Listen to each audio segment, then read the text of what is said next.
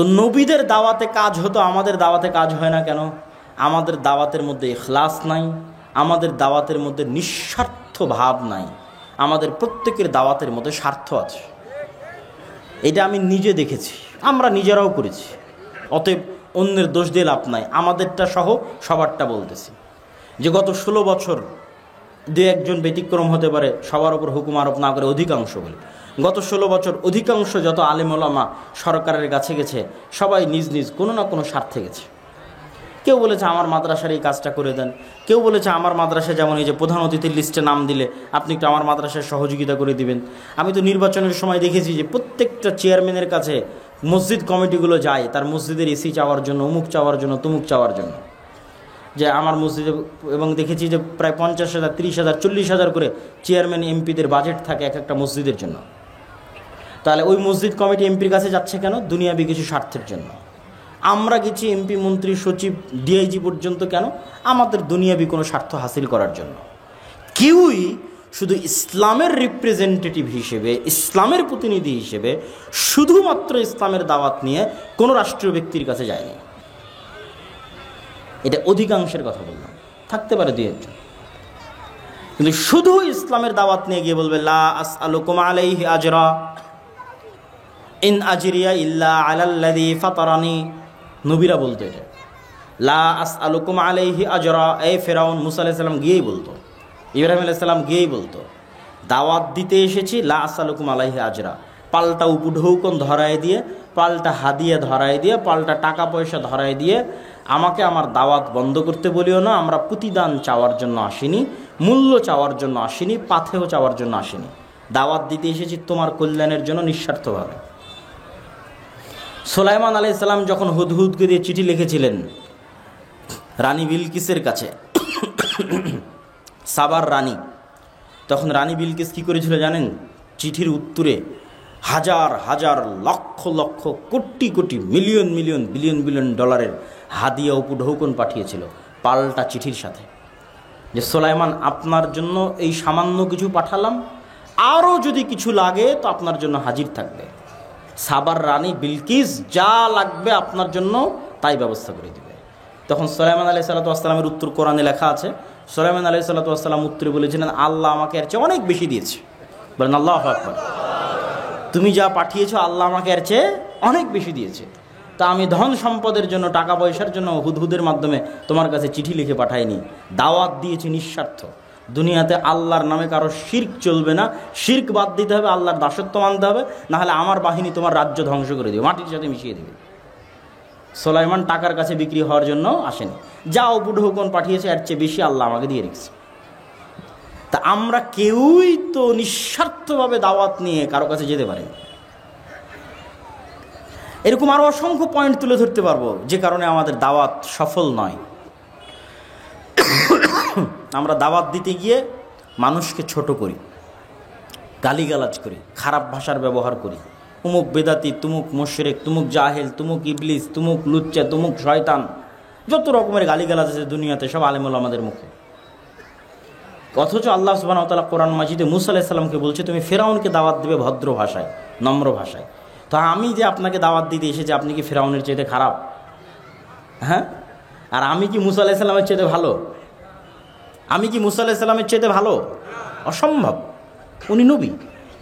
আর আপনারা ফেরাউনের চাইতে খারাপ নন। তাহলে মুসা আলাইহিস সালামের মতো ভালো নবী যদি ফেরাউনের মতো খারাপ ব্যক্তির সাথে ভালো ব্যবহার করে দাওয়াত দিতে হয়, তাহলে আমার মতো একজন গুনাহগার, আমার মতো একজন পাপী, আপনাদের মতো এরকম ভালো মুমিন মুসলিম যারা আল্লাহকে এবং আল্লাহর নবীকে দিন হিসেবে, আল্লাহর নবীকে রাসূল হিসেবে স্বীকার করে, তাদের মধ্যে দাওয়াত দিতে এসে আপনাকে যদি আমি গালিগালাজ করি, তাহলে এটা দাওয়াতি মূলনীতি হলো? অসম্ভব। এরকম আরও অসংখ্য কারণ আছে। তাহলে 1 নাম্বার হচ্ছে ব্যাপক দাওয়াতি কাজ করতে হবে। কেন ব্যাপক দাওয়াতি কাজ করতে হবে? এখন বাংলাদেশের যে অবস্থা, এই অবস্থায় যদি বাংলাদেশের সবচেয়ে সুফি পরহেজগার আল্লাহওয়ালা মানুষকে বাংলাদেশের রাষ্ট্র ক্ষমতায় বসানো হয় আর তাকে বলা হয় ইসলাম কায়েম করেন, পরের দিন জনগণ ওকে টেনে ক্ষমতা থেকে নামিয়ে দেবে।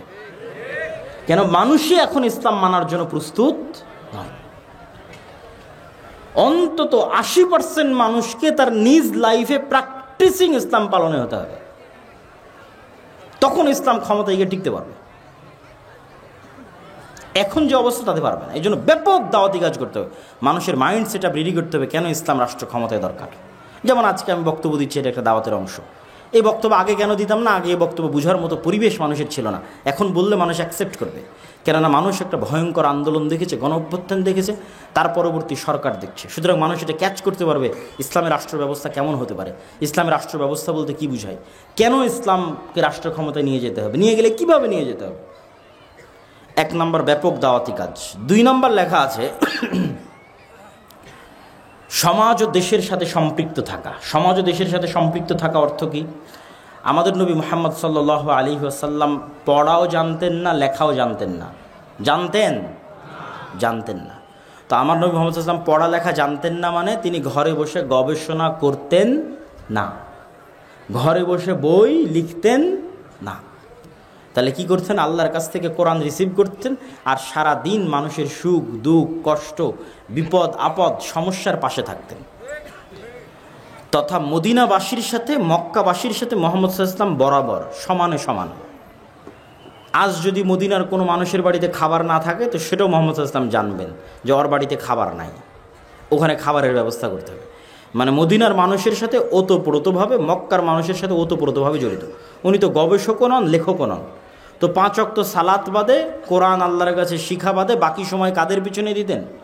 মানুষের পিছনে দিতেন। এবং উনি সৎ ন্যায়পরায়ণ হওয়ার কারণে মানুষ প্রভাবিত হতো। উনি তো অসৎ নন, মিথ্যুক নন। তাহলে যত মানুষের কাছে গেছে ওনার ভদ্র নম্র ব্যবহারের কারণে মানুষ ওনার দ্বারা কী হয়েছে? প্রভাবিত হয়েছে।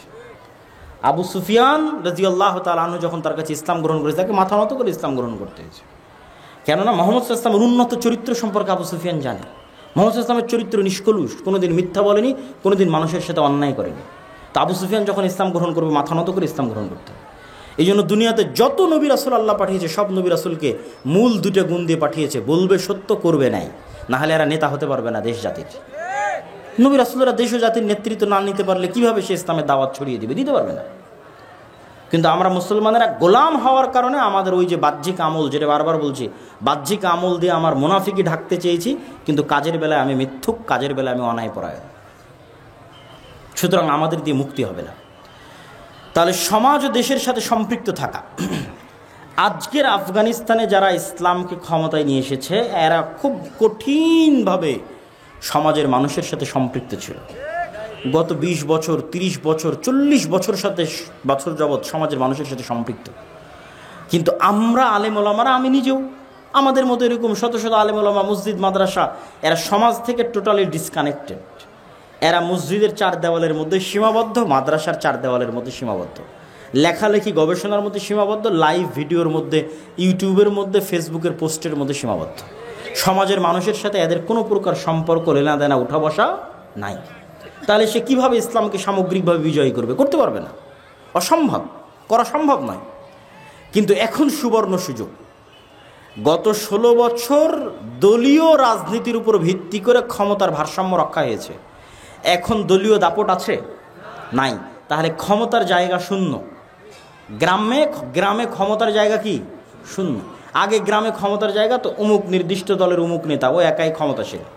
এখন ক্ষমতার জায়গা শূন্য। এখন মসজিদ মাদ্রাসা আলেম ওলামা তারা যদি সমাজের মানুষের সাথে প্রচুর পরিমাণে উঠা বসা করে, 2 বছর যদি উঠা বসা করে, 3 বছরের 3য় বছরের দিন থেকে 6 মাস উঠা বসা করলে 7ম মাসের দিন থেকে যদি ওই আলেম যোগ্য নেতৃত্ব দেওয়ার যোগ্যতা সম্পূর্ণ হয়, মানে সত্যবাদী ন্যায়পরায়ণ হয়, টাকার কাছে বিক্রি না হয়, আলেম ওলামাদের এই যোগ্যতা লাগবে, নাহলে কিন্তু পারবে না। তাহলে দেখবেন 7ম মাস থেকে মানুষজন বিচার সালিশ হুজুরের কাছে নিয়ে গেছে। পরের দিন থেকে দেখবেন বিচার সালিশ মাদ্রাসাতে হচ্ছে। একই ঘটনা আফগানিস্তানে ঘটেছিল। আলেম ওলামারা যখন তাদের এই সত্যবাদিতার ন্যায়পরায়ণতা নিয়ে মানুষের সাথে মিশে গেছে, তখন 6 মাস 7 মাস 5 বছর 10 বছর পর মানুষ বলছে কি মেম্বার, কি চেয়ারম্যান, বিচার সালিশ মাদ্রাসায় হবে, মাদ্রাসার প্রিন্সিপাল বিচার সালিশ করে দেবে। এইভাবে হচ্ছে ক্ষমতার পালা বদল হয়, মানে ক্ষমতার স্টেক হোল্ডার আপনি হয়ে যান মানুষের অজান্তে, মানুষের অবুঝে। এই জন্য মসজিদ মাদ্রাসাকে অ্যাক্টিভ হতে হবে, সমাজের মানুষের সাথে সম্পৃক্ত হতে হবে। 3 নাম্বার, শক্তিশালী প্রতিষ্ঠান প্রতিষ্ঠা করা। এখন যারা ক্ষমতায় আছে তারা কি ভোটের মাধ্যমে ক্ষমতায় এসেছে? তারা ভোটের মাধ্যমে ক্ষমতায় আসেনি। তাহলে কিভাবে ক্ষমতায় আসলো? যখন একটা নির্ধারিত শক্তিশালী সরকার বিদায় নিয়েছে, তখন ওই দেশে যে শক্তিশালী প্রতিষ্ঠানগুলো আছে অটোমেটিক ওরা ক্ষমতার মালিক হয়ে যায়। আপনি চাইলেও মালিক হবে, না চাইলেও মালিক হবে। যেমন বাংলাদেশের সবচেয়ে শক্তিশালী প্রতিষ্ঠান হচ্ছে সেনাবাহিনী। তো গত 16 বছরও সবচেয়ে শক্তিশালী প্রতিষ্ঠান সেনাবাহিনী, এখনও সবচেয়ে শক্তিশালী প্রতিষ্ঠান সেনাবাহিনী।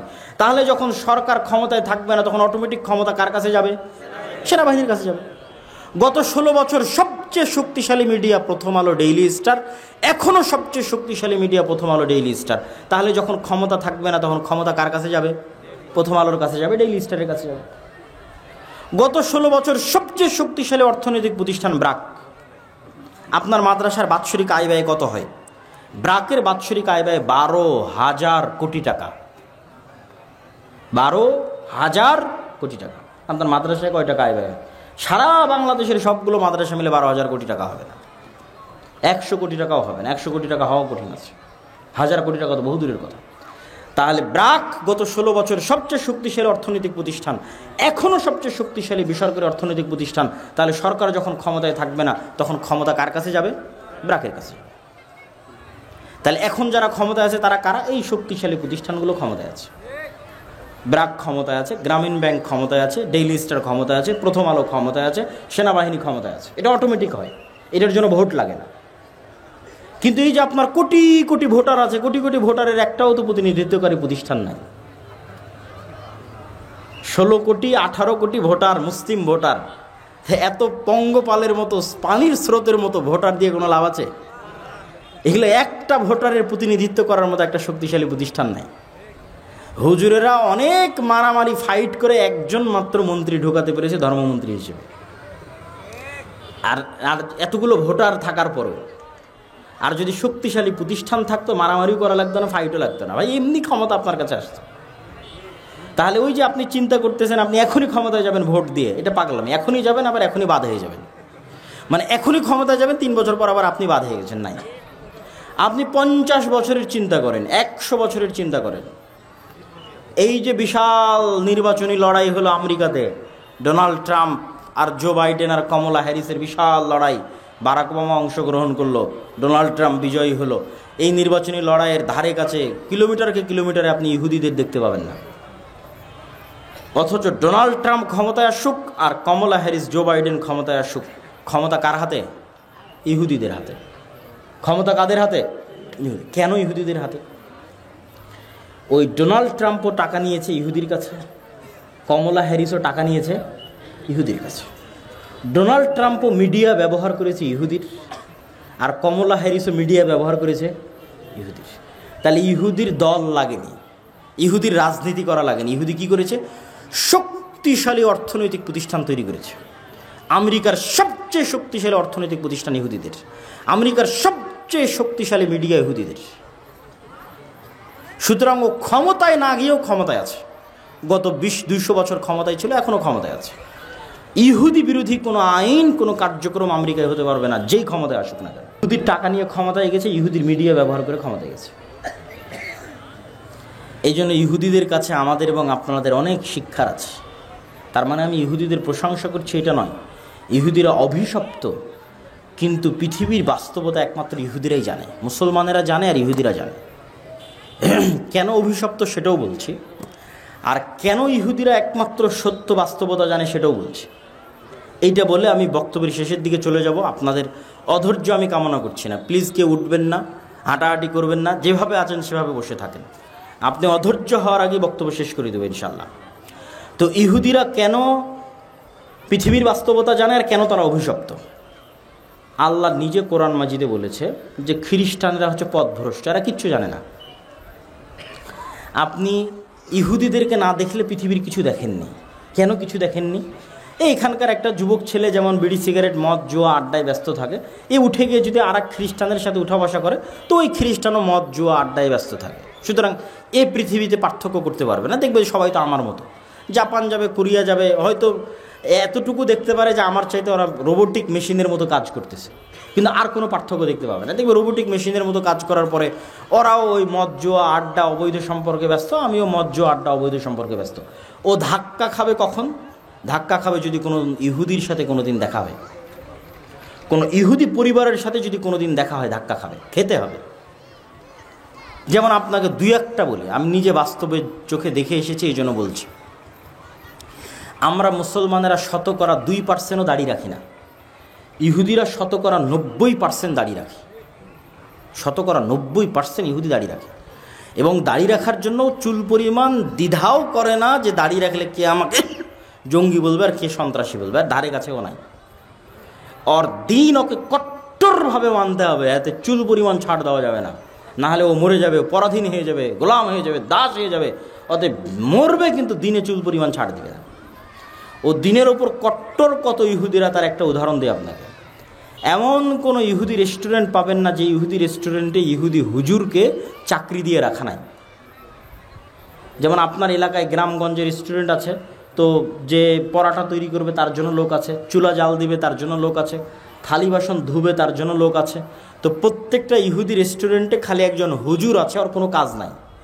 ও থালি বাসনও ধুবে না, ও হচ্ছে ওই পেঁয়াজ মরিচও কাটবে না। ওই ইহুদি হুজুরের চাকরি হচ্ছে খালি দেখবে হালাল হচ্ছে কিনা। কি বুঝলেন? দিনের বিষয়ে কতটা কট্টর ইহুদিরা, যে প্রত্যেকটা ইহুদি রেস্টুরেন্টে একজন ইহুদি হুজুরকে চাকরি দেওয়া আছে, ইহুদি রাবাইকে চাকরি দেওয়া আছে। সে বসে থেকে, চেয়ারে বসে থেকে খালি দেখবে রান্নার প্রসেস হালাল আছে কিনা। প্রথম চুলাটা হুজুর জ্বালিয়ে দিবে, ডিম ভেঙে দিবে হুজুর, মুরগি জবাই করে দিবে হুজুর, সকল প্রসেস হালাল অনুযায়ী হচ্ছে কিনা তা পর্যবেক্ষণ করবে হুজুর। এর বাইরে হুজুরের কোনো কাজ নাই। শুধু এই একটা কাজের জন্য প্রত্যেকটা রেস্টুরেন্টে বেতনভুক্ত ইহুদি রাবাই আছে। তাহলে ওর দিনের প্রতিও কত কট্টর হতে পারে, আপনি কল্পনা করতে পারবেন না কত কঠোর হতে পারে। তাহলে আব্দুল্লাহ ভাই, ইহুদিদেরকে যে আল্লাহ অভিশপ্ত বলেছে, ইহুদিরা অভিশপ্ত কেন সেটাও বলছি।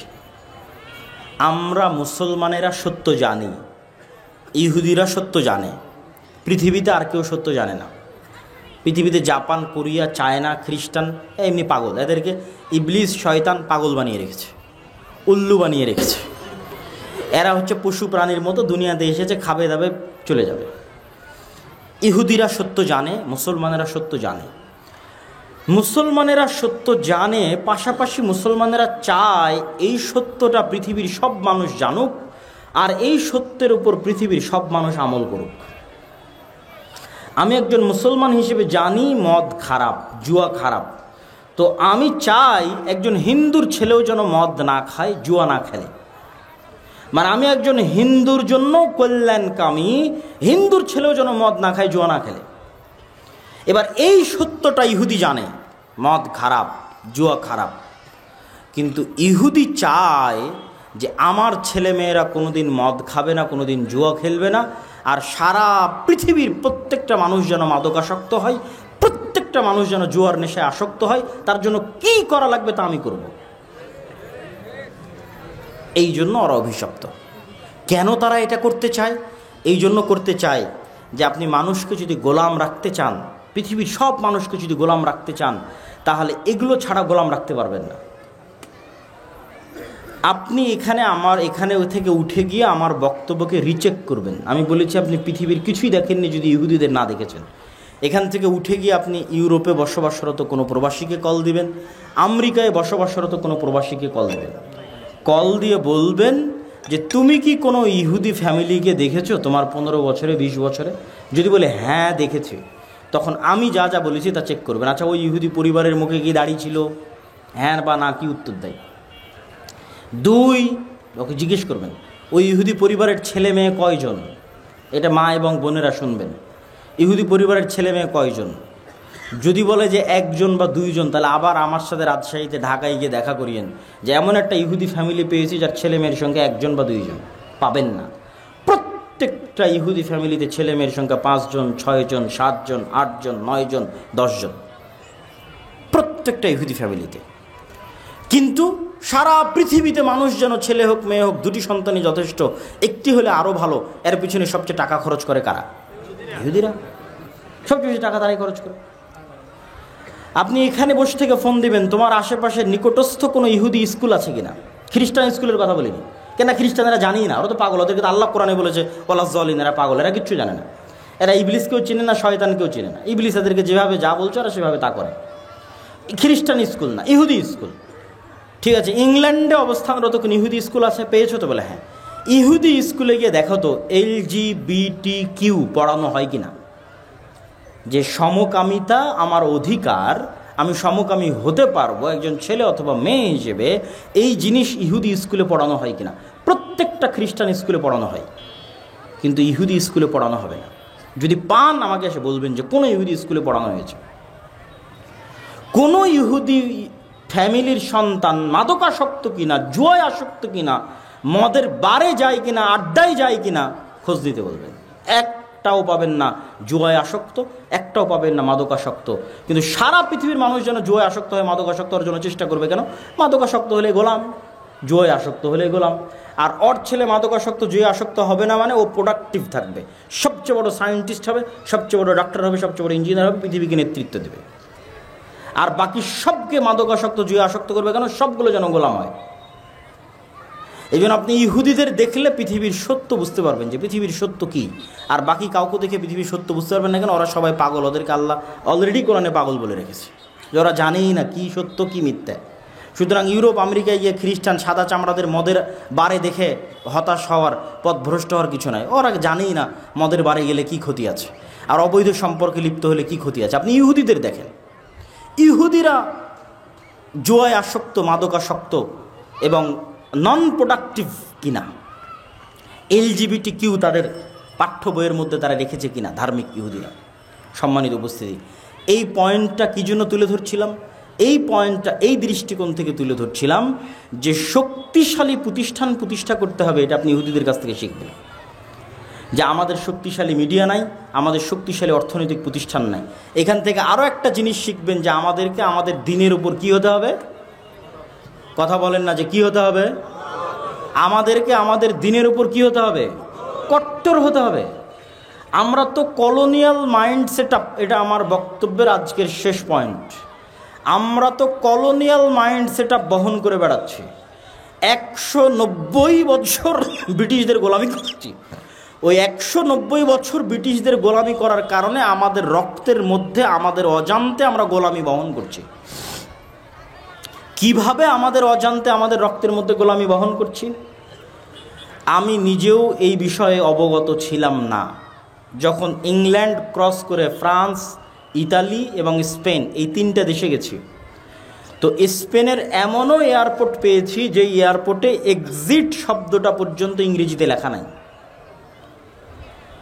এতটা পরিমাণে স্প্যানিশরা, ইতালিয়ানরা, ফ্রান্সের মানুষেরা ইংরেজিকে ঘৃণা করে। আমার এটা ধারণা ছিল না যে ইংরেজি ভাষা জেনে পৃথিবীর কোনো দেশে আমি চলতে পারবো না, এটা অসম্ভব। প্রত্যেকটা দেশে চলতে পারবো, কিন্তু ইংরেজি ভাষা না জেনে যে ইউরোপেই চলতে পারবো না, এটা আমার জানা ছিল না। তো ওরা জাতিগত হিসেবে কতটা আত্ম অহংকারী, কতটা আত্ম অহমিকা, কতটা স্বাধীনচেতা, ভিন্ন দেশের ভাষাই শিখবে না। আমি বলছি না যে ইংরেজি শিখতে হবে না, এটা বলছি না, কিন্তু আমরা যে নিজের অজান্তে ইংরেজি শিক্ষাকে গুরুত্ব দিয়ে ফেলছি, শিখছি, শিখতেও হবে, কিছু করার নাই। এটা আমাদের অজান্তে, আমাদের রক্তের মধ্যে থাকা 190 বছরে ব্রিটিশদের গোলামির কারণে। এটার আরও প্রমাণ নেবেন, আমাদের ক্লাসমেট ছিল মদিনা ইসলামী বিশ্ববিদ্যালয়, আফ্রিকান মুসলিম দেশ, ওদের সেকেন্ড ল্যাঙ্গুয়েজ ফরাসি। তো তোমার সেকেন্ড ল্যাঙ্গুয়েজ ফরাসি কেন? তো আমি যেমন ইংল্যান্ডের গোলাম ছিলাম, ও ছিল ফ্রান্সের গোলাম। তো ও ফ্রান্সের গোলাম ছিল, ওই জন্য ওর সেকেন্ড ল্যাঙ্গুয়েজ ফরাসি। আমি ইংল্যান্ডের গোলাম ছিলাম, আমার সেকেন্ড ল্যাঙ্গুয়েজ ইংরেজি। আপনি যখন একটা মানুষকে দেখেন যে প্যান্ট শার্ট পরে আছে, গলায় টাই আছে, আপনার যদি মনে হয় স্মার্ট, আর আমি মাথায় টুপি দিয়ে আছি, উনি জুব্বা পরে আছে, মাথায় টুপি দিয়ে আছে, ওকে যদি মনে হয় একটু আনস্মার্ট, এটা 190 বছরের গোলামির কারণে আপনার মনের মধ্যে নিজের অজান্তে আপনি বহন করতেছেন। এই যে আর্মি, পুলিশ ইত্যাদিতে প্রত্যেক দিন অফিসিয়াল নিয়ম হচ্ছে দাড়ি চাচতে হবে, অফিসিয়াল নিয়ম। কেন? এটা স্মার্টনেস। ওরা কোত্থেকে পেয়েছে বলেন? এই আর্মি, পুলিশ দাড়ি চেছে জবে আসতে হবে, এই নিয়ম কোথায় থেকে পেয়েছে? এই আর্মি ছিল পাকিস্তান আর্মির খণ্ডিত অংশ, পাকিস্তান ছিল ইন্ডিয়ান আর্মির খণ্ডিত অংশ, ইন্ডিয়া ছিল ব্রিটিশ আর্মির খণ্ডিত অংশ। তাহলে ব্রিটিশ আর্মির তৈরি করা রুলস গোলামেরা বহন করতেছে। এই জন্য গোলামদের কাছে এখনও দাড়ি চাচতে, এটাই হচ্ছে স্মার্টনেস। এই জন্য তাকে দাড়ি চেষে অফিসে আসতে হবে। এরকম আরও অসংখ্য গোলামির কারণ আপনি খুঁজে বের করতে পারবেন, যা নিজের অজান্তে আপনি বহন করেন।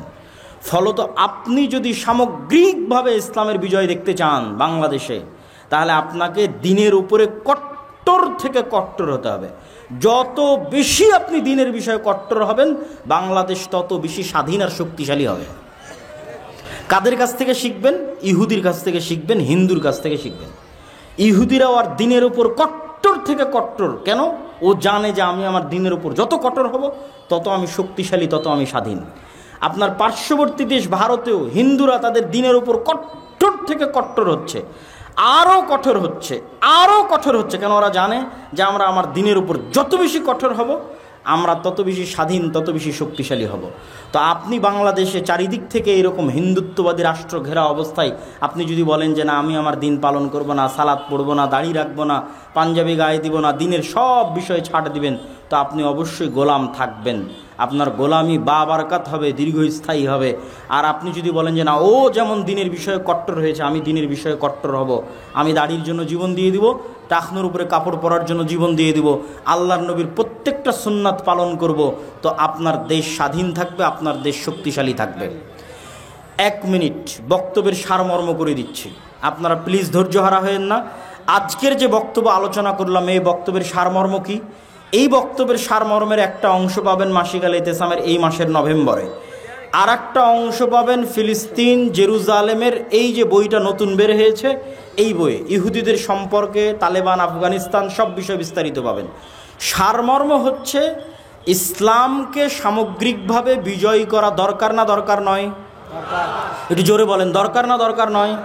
দরকার। ইসলাম সামগ্রিকভাবে বিজয়ী হলে আমরা সবচেয়ে বড় উপকার কি পাবো? নাগরিক রাষ্ট্রীয় সুযোগ সুবিধা, ন্যায় বিচার, ন্যায়পরায়ণতা পাবো।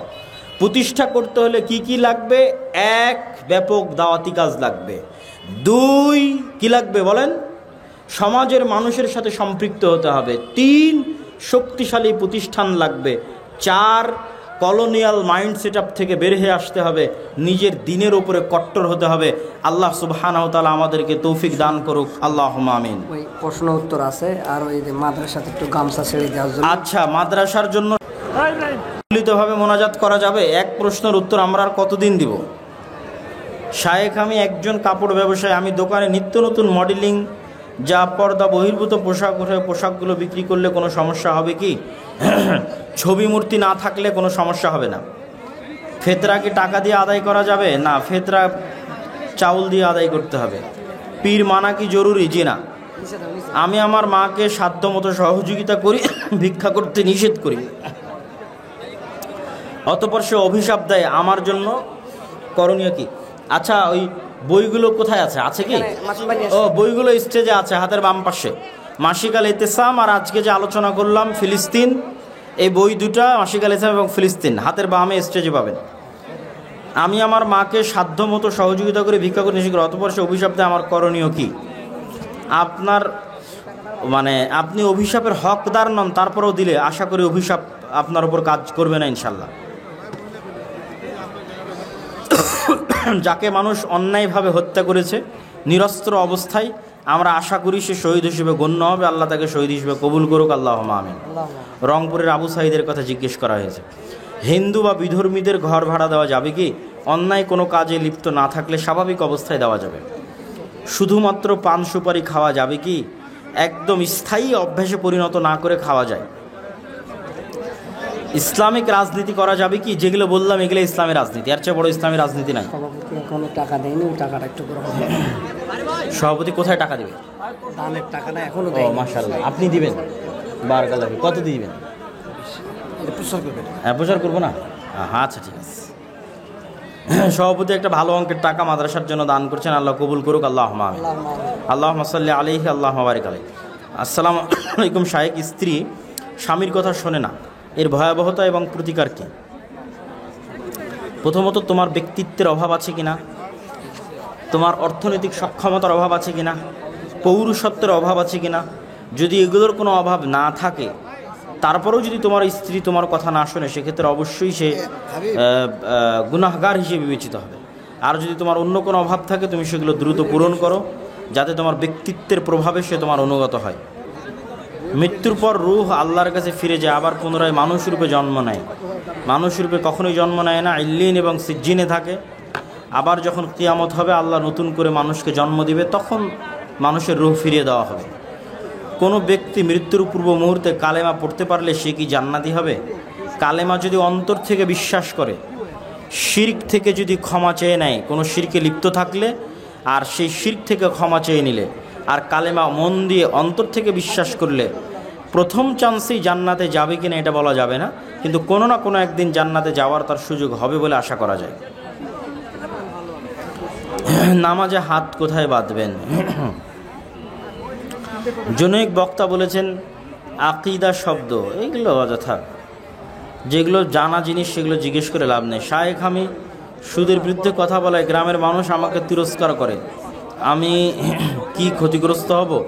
সুদের বিরুদ্ধে আল্লাহ বলেছে, আপনি কেন বলবেন না? অবশ্যই বলবেন।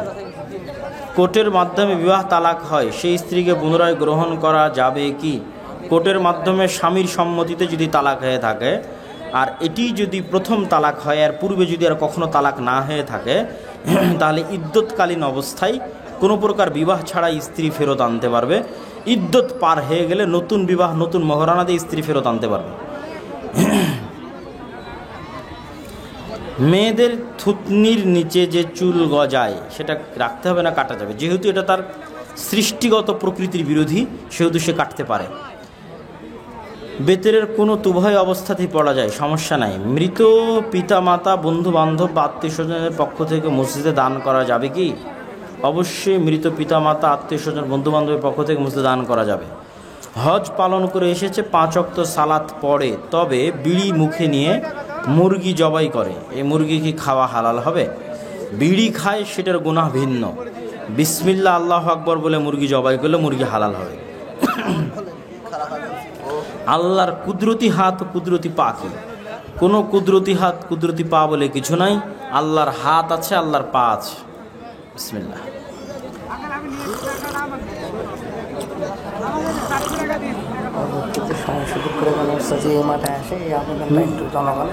কোনো মসজিদ ভেঙে নিচতলা মার্কেট ভাড়া দেওয়া যাবে কি? এবং দ্বিতীয় তলায় নামাজ পড়া যাবে? কোনো মসজিদ ভেঙে নিচতলা মার্কেট ভাড়া দেওয়া যাবে কি? দ্বিতীয় তলায় যে দোকানগুলো ভাড়া দেওয়া হবে ওগুলোতে অনইসলামিক কোনো কিছু না হলে দেওয়া যাবে। আহলে হাদিস হানাফি মাযহাব কেন মানব?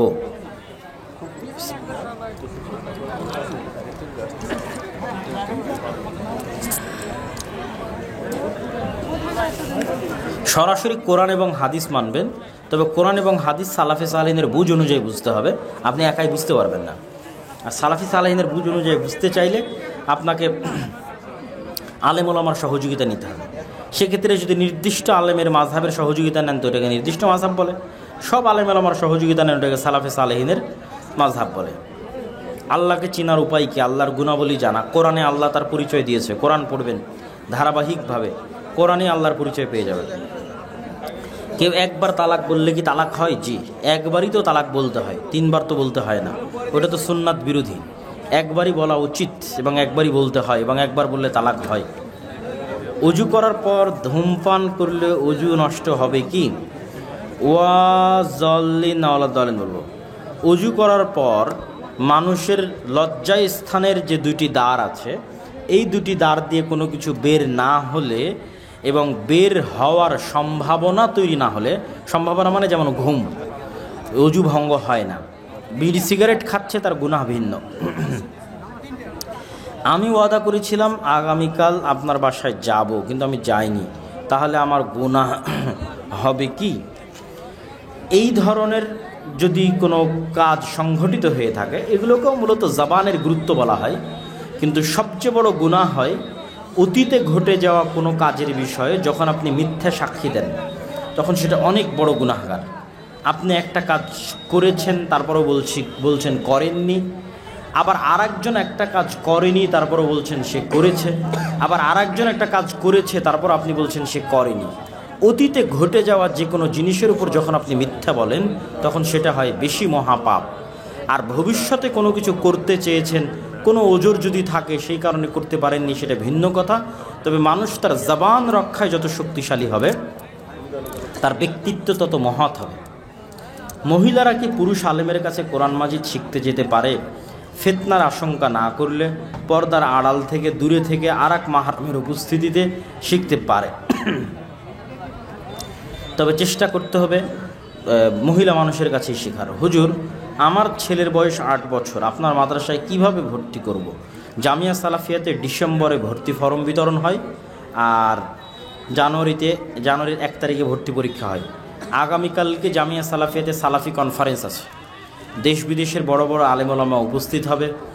সৌদি আরবের প্রায় 4 জন আলেম উপস্থিত থাকবে, ভারতের আলেম ওলামারা থাকবে। জামিয়া সালাফের উক্ত সালাফি কনফারেন্সে আপনাদের দাওয়াত, যাদের পক্ষে সম্ভব হবে অবশ্যই উপস্থিত হবেন।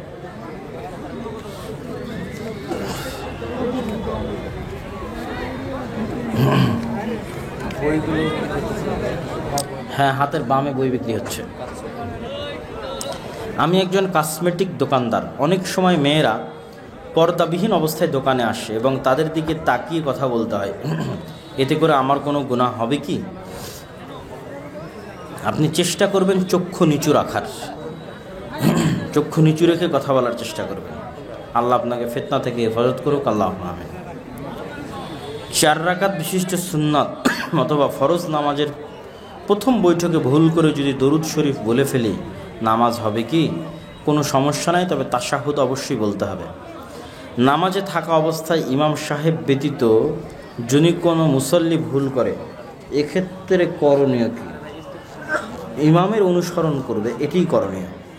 ইমামের অনুসরণ করতে গিয়ে ভুল হয়ে গেলে আবারও সংশোধন করে নিয়ে ইমামের অনুসরণ করে।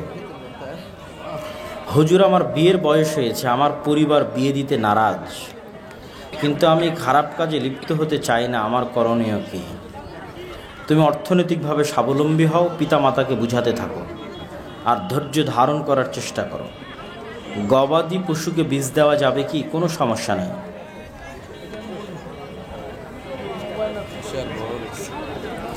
হুজুর, মহিলার মুখ থেকে ঢেকে সালাত হবে কি? মুখ খোলা রেখে সালাত আদায় করতে হবে। ফরজ নামাজের পর দোয়া কবুল হয়, সেজন্য মাঝে মধ্যে ইমাম মুক্তাদি মিলে একসাথে দোয়া করলে দোষ কি? একসাথে দোয়া করাকে রেওয়াজ বানানো যাবে না। ফরজ সালাতের পরে একসাথে দোয়া করার যে যে জায়গায় আল্লাহ এবং আল্লাহ রাসূলের পক্ষ থেকে প্রমাণ পাওয়া যায়, সেই জায়গাগুলোতে দোয়া করতে হবে। ফরজ সালাতের পর দোয়া করলে কবুল হয়, এই জন্য একাই ব্যক্তিগতভাবে দোয়া করবে। আসর ও আসরের সালাত ইমামের পিছনে মুক্তাদি সূরা ফাতিহা পড়লে সালাত হবে কি? ইমামের পিছনে মুক্তাদি তো সূরা ফাতিহা পড়বেই, সালাত হওয়া না হওয়ার কি? না পড়লে সালাত বাতিল হতে পারে, পড়তেই হবে। গোসল ফরজ হয়ে গেছে, এই অবস্থায় গরু জবাহ করা যাবে কি? কোনো সমস্যা নেই। ইমাম আল্লাহকে সব জায়গায় বিরাজমান মনে করে, সেই ইমামের পিছনে সালাত হতাই হবে কি? চেষ্টা করতে হবে ইমাম পরিবর্তন করার। যদি ইমাম পরিবর্তন না করা যায়, নিকটস্থ মসজিদে যেতে হবে। যদি নিকটস্থ কোনো মসজিদ না থাকে, তাহলে জামাতে সালাত আদায় করার লক্ষ্যে তার পিছিয়ে সালাত আদায় করতে হবে। বিদাতি বক্তার আলোচনা শ্রবণ করা যাবে কি? যার জ্ঞান নাই, যে সত্য মিথ্যা যাচাই বাছাই করতে পারে না, তার এই ধরনের সকলের বক্তব্য শোনা উচিত নয়। যার প্রতি নির্ভরযোগ্য মনে করবে, যাকে চিনে, যাকে জানে, তারই বক্তব্য শোনার চেষ্টা করবে। আর যারা সত্য মিথ্যা যাচাই বাছাইয়ের জ্ঞান আছে, বা এরকম মুরব্বী আছে, পরামর্শদাতা আছে, যার সহযোগিতায় সে ভ্রান্তি পথে যাবে না, বরং সত্য মিথ্যা যাচাই বাছাই করতে পারবে, এরকম মানুষ বক্তব্য চাইলে বিভিন্ন জনের বক্তব্য শুনতে পারে। শায়েখ হেসে বা রাগে মজাক করে তালাক দিলে তালাক হবে কি? তালাকে কোনো মজাক নাই, তালাকে কোনো রাগ নাই, তালাকে কোনো হাসাহাসি নাই। তালাক তালাকই। রেগে দিলেও তালাক, মজাক করে দিলেও তালাক, হেসে দিলেও তালাক। এরা হচ্ছে পশু প্রাণীর মতো, দুনিয়াতে এসেছে, খাবে দাবে চলে যাবে। ইহুদিরা সত্য জানে, মুসলমানেরা সত্য জানে। মুসলমানেরা সত্য জানে, পাশাপাশি মুসলমানেরা চায় এই সত্যটা পৃথিবীর সব মানুষ জানুক, আর এই সত্যের উপর পৃথিবীর সব মানুষ আমল করুক। আমি একজন মুসলমান হিসেবে জানি মদ খারাপ, জুয়া খারাপ, তো আমি চাই একজন হিন্দুর ছেলেও যেন মদ না খায়, জুয়া না খেলে। মানে আমি একজন হিন্দুর জন্য কল্যাণকামী, হিন্দুর ছেলেও যেন মদ না খায়, জুয়া না খেলে। এবার এই সত্যটা ইহুদি জানে, মদ খারাপ, জুয়া খারাপ, কিন্তু ইহুদি চায় যে আমার ছেলেমেয়েরা কোনোদিন মদ খাবে না, কোনোদিন জুয়া খেলবে না, আর সারা পৃথিবীর প্রত্যেকটা মানুষ যেন মাদকাসক্ত হয়, প্রত্যেকটা মানুষ যেন জুয়ার নেশায় আসক্ত হয়। তার জন্য কি করা লাগবে তা আমি করব। এই জন্য ওরা অভিশপ্ত। কেন তারা এটা করতে চায়? এই জন্য করতে চায় যে আপনি মানুষকে যদি গোলাম রাখতে চান, পৃথিবীর সব মানুষকে যদি গোলাম রাখতে চান, তাহলে এগুলো ছাড়া গোলাম রাখতে পারবেন না। আপনি এখানে থেকে উঠে গিয়ে আমার বক্তব্যকে রিচেক করবেন। আমি বলেছি আপনি পৃথিবীর কিছুই দেখেননি যদি ইহুদিদের না দেখেছেন। এখান থেকে উঠে গিয়ে আপনি ইউরোপে বসবাসরত কোনো প্রবাসীকে কল দিবেন, আমেরিকায় বসবাসরত কোনো প্রবাসীকে কল দিবেন, কল দিয়ে বলবেন যে তুমি কি কোনো ইহুদি ফ্যামিলিকে দেখেছো তোমার 15 বছরে 20 বছরে? যদি বলে হ্যাঁ দেখেছি, তখন আমি যা যা বলেছি তা চেক করবেন। আচ্ছা, ওই ইহুদি পরিবারের মুখে কি দাড়ি ছিল? হ্যাঁ বা না, কি উত্তর দেয়? 2, ওকে জিজ্ঞেস করবেন ওই ইহুদি পরিবারের ছেলে মেয়ে কয়জন? এটা মা এবং বোনেরা শুনবেন। ইহুদি পরিবারের ছেলে মেয়ে কয়জন? যদি বলে যে 1 জন বা 2 জন, তাহলে আবার আমার সাথে রাজশাহীতে ঢাকায় গিয়ে দেখা করিয়েন যে এমন একটা ইহুদি ফ্যামিলি পেয়েছি যার ছেলে মেয়ের সংখ্যা 1 জন বা 2 জন। পাবেন না। প্রত্যেকটা ইহুদি ফ্যামিলিতে ছেলে মেয়ের সংখ্যা 5 জন, 6 জন, 7 জন, 8 জন, 9 জন, 10 জন, প্রত্যেকটা ইহুদি ফ্যামিলিতে। কিন্তু সারা পৃথিবীতে মানুষ যেন ছেলে হোক মেয়ে হোক 2টি সন্তানই যথেষ্ট, একটি হলে আরও ভালো, এর পিছনে সবচেয়ে টাকা খরচ করে কারা? ইহুদিরা। সবচেয়ে বেশি টাকা তারাই খরচ করে। আপনি এখানে বসে থেকে ফোন দিবেন, তোমার আশেপাশে নিকটস্থ কোনো ইহুদি স্কুল আছে কিনা? খ্রিস্টান স্কুলের কথা বলিনি, কেন খ্রিস্টানেরা জানি না, ওরা তো পাগল, ওদেরকে তো আল্লাহ কোরআনে বলেছে ওয়ালাজ জালিন, এরা পাগল, এরা কিচ্ছু জানে না। এরা ইবলিসকেও চিনে না, শয়তানকেও চিনে না। ইবলিস এদেরকে যেভাবে যা বলছে ওরা সেভাবে তা করে। খ্রিস্টান স্কুল না, ইহুদি স্কুল। ঠিক আছে, ইংল্যান্ডে অবস্থানরত কোন ইহুদি স্কুল আছে? পেয়েছো তো? বলে হ্যাঁ। ইহুদি স্কুলে গিয়ে দেখো তো LGBTQ পড়ানো হয় কিনা। যে সমকামিতা আমার অধিকার, আমি সমকামী হতে পারবো একজন ছেলে অথবা মেয়ে হিসেবে, এই জিনিস ইহুদি স্কুলে পড়ানো হয় কিনা? প্রত্যেকটা খ্রিস্টান স্কুলে পড়ানো হয়, কিন্তু ইহুদি স্কুলে পড়ানো হবে না। যদি পান আমাকে এসে বলবেন যে কোনো ইহুদি স্কুলে পড়ানো হয়েছে। কোনো ইহুদি ফ্যামিলির সন্তান মাদকাসক্ত কিনা, জুয়ায় আসক্ত কিনা, মদের বারে যায় কিনা, আড্ডায় যায় কিনা খোঁজ দিতে বলবেন। একটাও পাবেন না জুয়ায় আসক্ত, একটাও পাবেন না মাদকাসক্ত। কিন্তু সারা পৃথিবীর মানুষ যেন জুয়ায় আসক্ত হয়, মাদকাসক্ত হওয়ার জন্য চেষ্টা করবে। কেন? মাদকাসক্ত হলে গোলাম, জুয়ায় আসক্ত হলে গোলাম। আর ওর ছেলে মাদকাসক্ত, জুয়ে আসক্ত হবে না মানে ও প্রোডাক্টিভ থাকবে, সবচেয়ে বড় সায়েন্টিস্ট হবে, সবচেয়ে বড় ডাক্তার হবে, সবচেয়ে বড় ইঞ্জিনিয়ার হবে, পৃথিবীকে নেতৃত্ব দেবে। আর বাকি সবকে মাদকাসক্ত, জুয়ে আসক্ত করবে। কেন? সবগুলো যেন গোলাম হয়। এই জন্য আপনি ইহুদিদের দেখলে পৃথিবীর সত্য বুঝতে পারবেন যে পৃথিবীর সত্য কী। আর বাকি কাউকে দেখে পৃথিবীর সত্য বুঝতে পারবেন না। কেন? ওরা সবাই পাগল, ওদেরকে আল্লাহ অলরেডি কোরআনে পাগল বলে রেখেছে, যে ওরা জানেই না কী সত্য কী মিথ্যা। সুতরাং ইউরোপ আমেরিকায় গিয়ে খ্রিস্টান সাদা চামড়াদের মদের বারে দেখে হতাশ হওয়ার, পথভ্রষ্ট হওয়ার কিছু নাই। ওরা জানেই না মদের বারে গেলে কি ক্ষতি আছে, আর অবৈধ সম্পর্কে লিপ্ত হলে কি ক্ষতি আছে। আপনি ইহুদিদের দেখেন, ইহুদিরা জুয়ায় আসক্ত, মাদকাসক্ত এবং নন প্রোডাক্টিভ কিনা, LGBTQ তাদের পাঠ্য বইয়ের মধ্যে তারা রেখেছে কিনা ধার্মিক ইহুদিরা। সম্মানিত উপস্থিতি, এই পয়েন্টটা কী জন্য তুলে ধরছিলাম? এই পয়েন্টটা এই দৃষ্টিকোণ থেকে তুলে ধরছিলাম যে শক্তিশালী প্রতিষ্ঠান প্রতিষ্ঠা করতে হবে, এটা আপনি ইহুদিদের কাছ থেকে শিখবেন। যে আমাদের শক্তিশালী মিডিয়া নাই, আমাদের শক্তিশালী অর্থনৈতিক প্রতিষ্ঠান নাই। এখান থেকে আরও একটা জিনিস শিখবেন যে আমাদেরকে আমাদের দিনের উপর কী হতে হবে? কথা বলেন না যে কী হতে হবে? আমাদেরকে আমাদের দিনের উপর কী হতে হবে? কট্টর হতে হবে। আমরা তো কলোনিয়াল মাইন্ড সেট আপ, এটা আমার বক্তব্যের আজকের শেষ পয়েন্ট। আমরা তো কলোনিয়াল মাইন্ড সেট আপ বহন করে বেড়াচ্ছি। 190 বছর ব্রিটিশদের গোলামি করছি। ওই 190 বছর ব্রিটিশদের গোলামি করার কারণে আমাদের রক্তের মধ্যে, আমাদের অজান্তে আমরা গোলামি বহন করছি। কিভাবে আমাদের অজান্তে আমাদের রক্তের মধ্যে গোলামি বহন করছি? আমি নিজেও এই বিষয়ে অবগত ছিলাম না। যখন ইংল্যান্ড ক্রস করে ফ্রান্স, ইতালি এবং স্পেন, এই 3টে দেশে গেছি, তো স্পেনের এমনও এয়ারপোর্ট পেয়েছি যে এয়ারপোর্টে এক্সিট শব্দটা পর্যন্ত ইংরেজিতে লেখা নাই। এতটা পরিমাণে স্প্যানিশরা, ইতালিয়ানরা, ফ্রান্সের মানুষেরা ইংরেজিকে ঘৃণা করে। আমার এটা ধারণা ছিল না যে ইংরেজি ভাষা জেনে পৃথিবীর কোনো দেশে আমি চলতে পারবো না, এটা অসম্ভব। প্রত্যেকটা দেশে চলতে পারবো, কিন্তু ইংরেজি ভাষা না জেনে যে ইউরোপেই চলতে পারবো না, এটা আমার জানা ছিল না। তো ওরা জাতিগত হিসেবে কতটা আত্ম অহংকারী, কতটা আত্ম অহমিকা, কতটা স্বাধীনচেতা, ভিন্ন দেশের ভাষাই শিখবে না। আমি বলছি না যে ইংরেজি শিখতে হবে না, এটা বলছি না, কিন্তু আমরা যে নিজের অজান্তে ইংরেজি শিক্ষাকে গুরুত্ব দিয়ে ফেলছি, শিখছি, শিখতেও হবে, কিছু করার নাই, এটা আমাদের অজান্তে, আমাদের রক্তের মধ্যে থাকা 190 বছরে ব্রিটিশদের গোলামির কারণে। এটার আরও প্রমাণ নেবেন, আমাদের ক্লাসমেট ছিল মদিনা ইসলামী বিশ্ববিদ্যালয়, আফ্রিকান মুসলিম দেশ, ওদের সেকেন্ড ল্যাঙ্গুয়েজ ফরাসি। তো তোমার সেকেন্ড ল্যাঙ্গুয়েজ ফরাসি কেন? তো আমি যেমন ইংল্যান্ডের গোলাম ছিলাম, ও ছিল ফ্রান্সের গোলাম। তো ও ফ্রান্সের গোলাম ছিল, ওই জন্য ওর সেকেন্ড ল্যাঙ্গুয়েজ ফরাসি।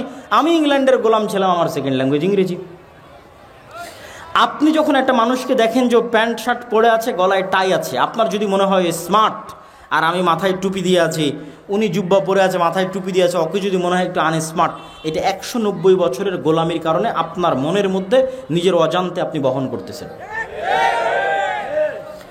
এই যে আর্মি, পুলিশ ইত্যাদিতে প্রত্যেক দিন অফিসিয়াল নিয়ম হচ্ছে দাড়ি চাচতে হবে, অফিসিয়াল নিয়ম। কেন? এটা স্মার্টনেস। ওরা কোত্থেকে পেয়েছে বলেন? এই আর্মি পুলিশ দাড়ি চেছে জবে আসতে হবে, এই নিয়ম কোথায় থেকে পেয়েছে? এই আর্মি ছিল পাকিস্তান আর্মির খণ্ডিত অংশ, পাকিস্তান ছিল ইন্ডিয়ান আর্মির খণ্ডিত অংশ, ইন্ডিয়া ছিল ব্রিটিশ আর্মির খণ্ডিত অংশ। তাহলে ব্রিটিশ আর্মির তৈরি করা রুলস গোলামেরা বহন করতেছে। এই জন্য গোলামদের কাছে এখনও দাড়ি চাচতে এটাই হচ্ছে স্মার্টনেস। এই জন্য তাকে দাড়ি চেষে অফিসে আসতে হবে। এরকম আরও অসংখ্য গোলামির কারণ আপনি খুঁজে বের করতে পারবেন, যা নিজের অজান্তে আপনি বহন করেন। ফলত আপনি যদি সামগ্রিকভাবে ইসলামের বিজয় দেখতে চান বাংলাদেশে, তাহলে আপনাকে দিনের উপরে কট্টর থেকে কট্টর হতে হবে। যত বেশি আপনি দিনের বিষয়ে কট্টর হবেন, বাংলাদেশ তত বেশি স্বাধীন আর শক্তিশালী হবে। তবে ছেলেদের এখানে পরিবেশ স্বাভাবিক মনে হলেও এখন পর্যন্ত মেয়েদের প্যান্ডেল থেকে প্রচুর আওয়াজ আসতেছে, এবং সে আওয়াজটা আমরা এখানে বসে শুনতে পাচ্ছি।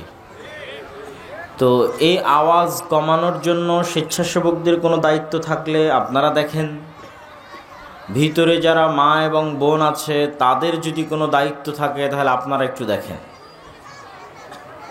আপনারা আপনাদের ওখান থেকে যে পরিমাণে আওয়াজ আসতেছে, তাতে আপনাদের বক্তব্য শোনা তো বহুদূরের কথা, আমাদের জন্য বক্তব্য দেওয়া কঠিন হয়ে যাবে।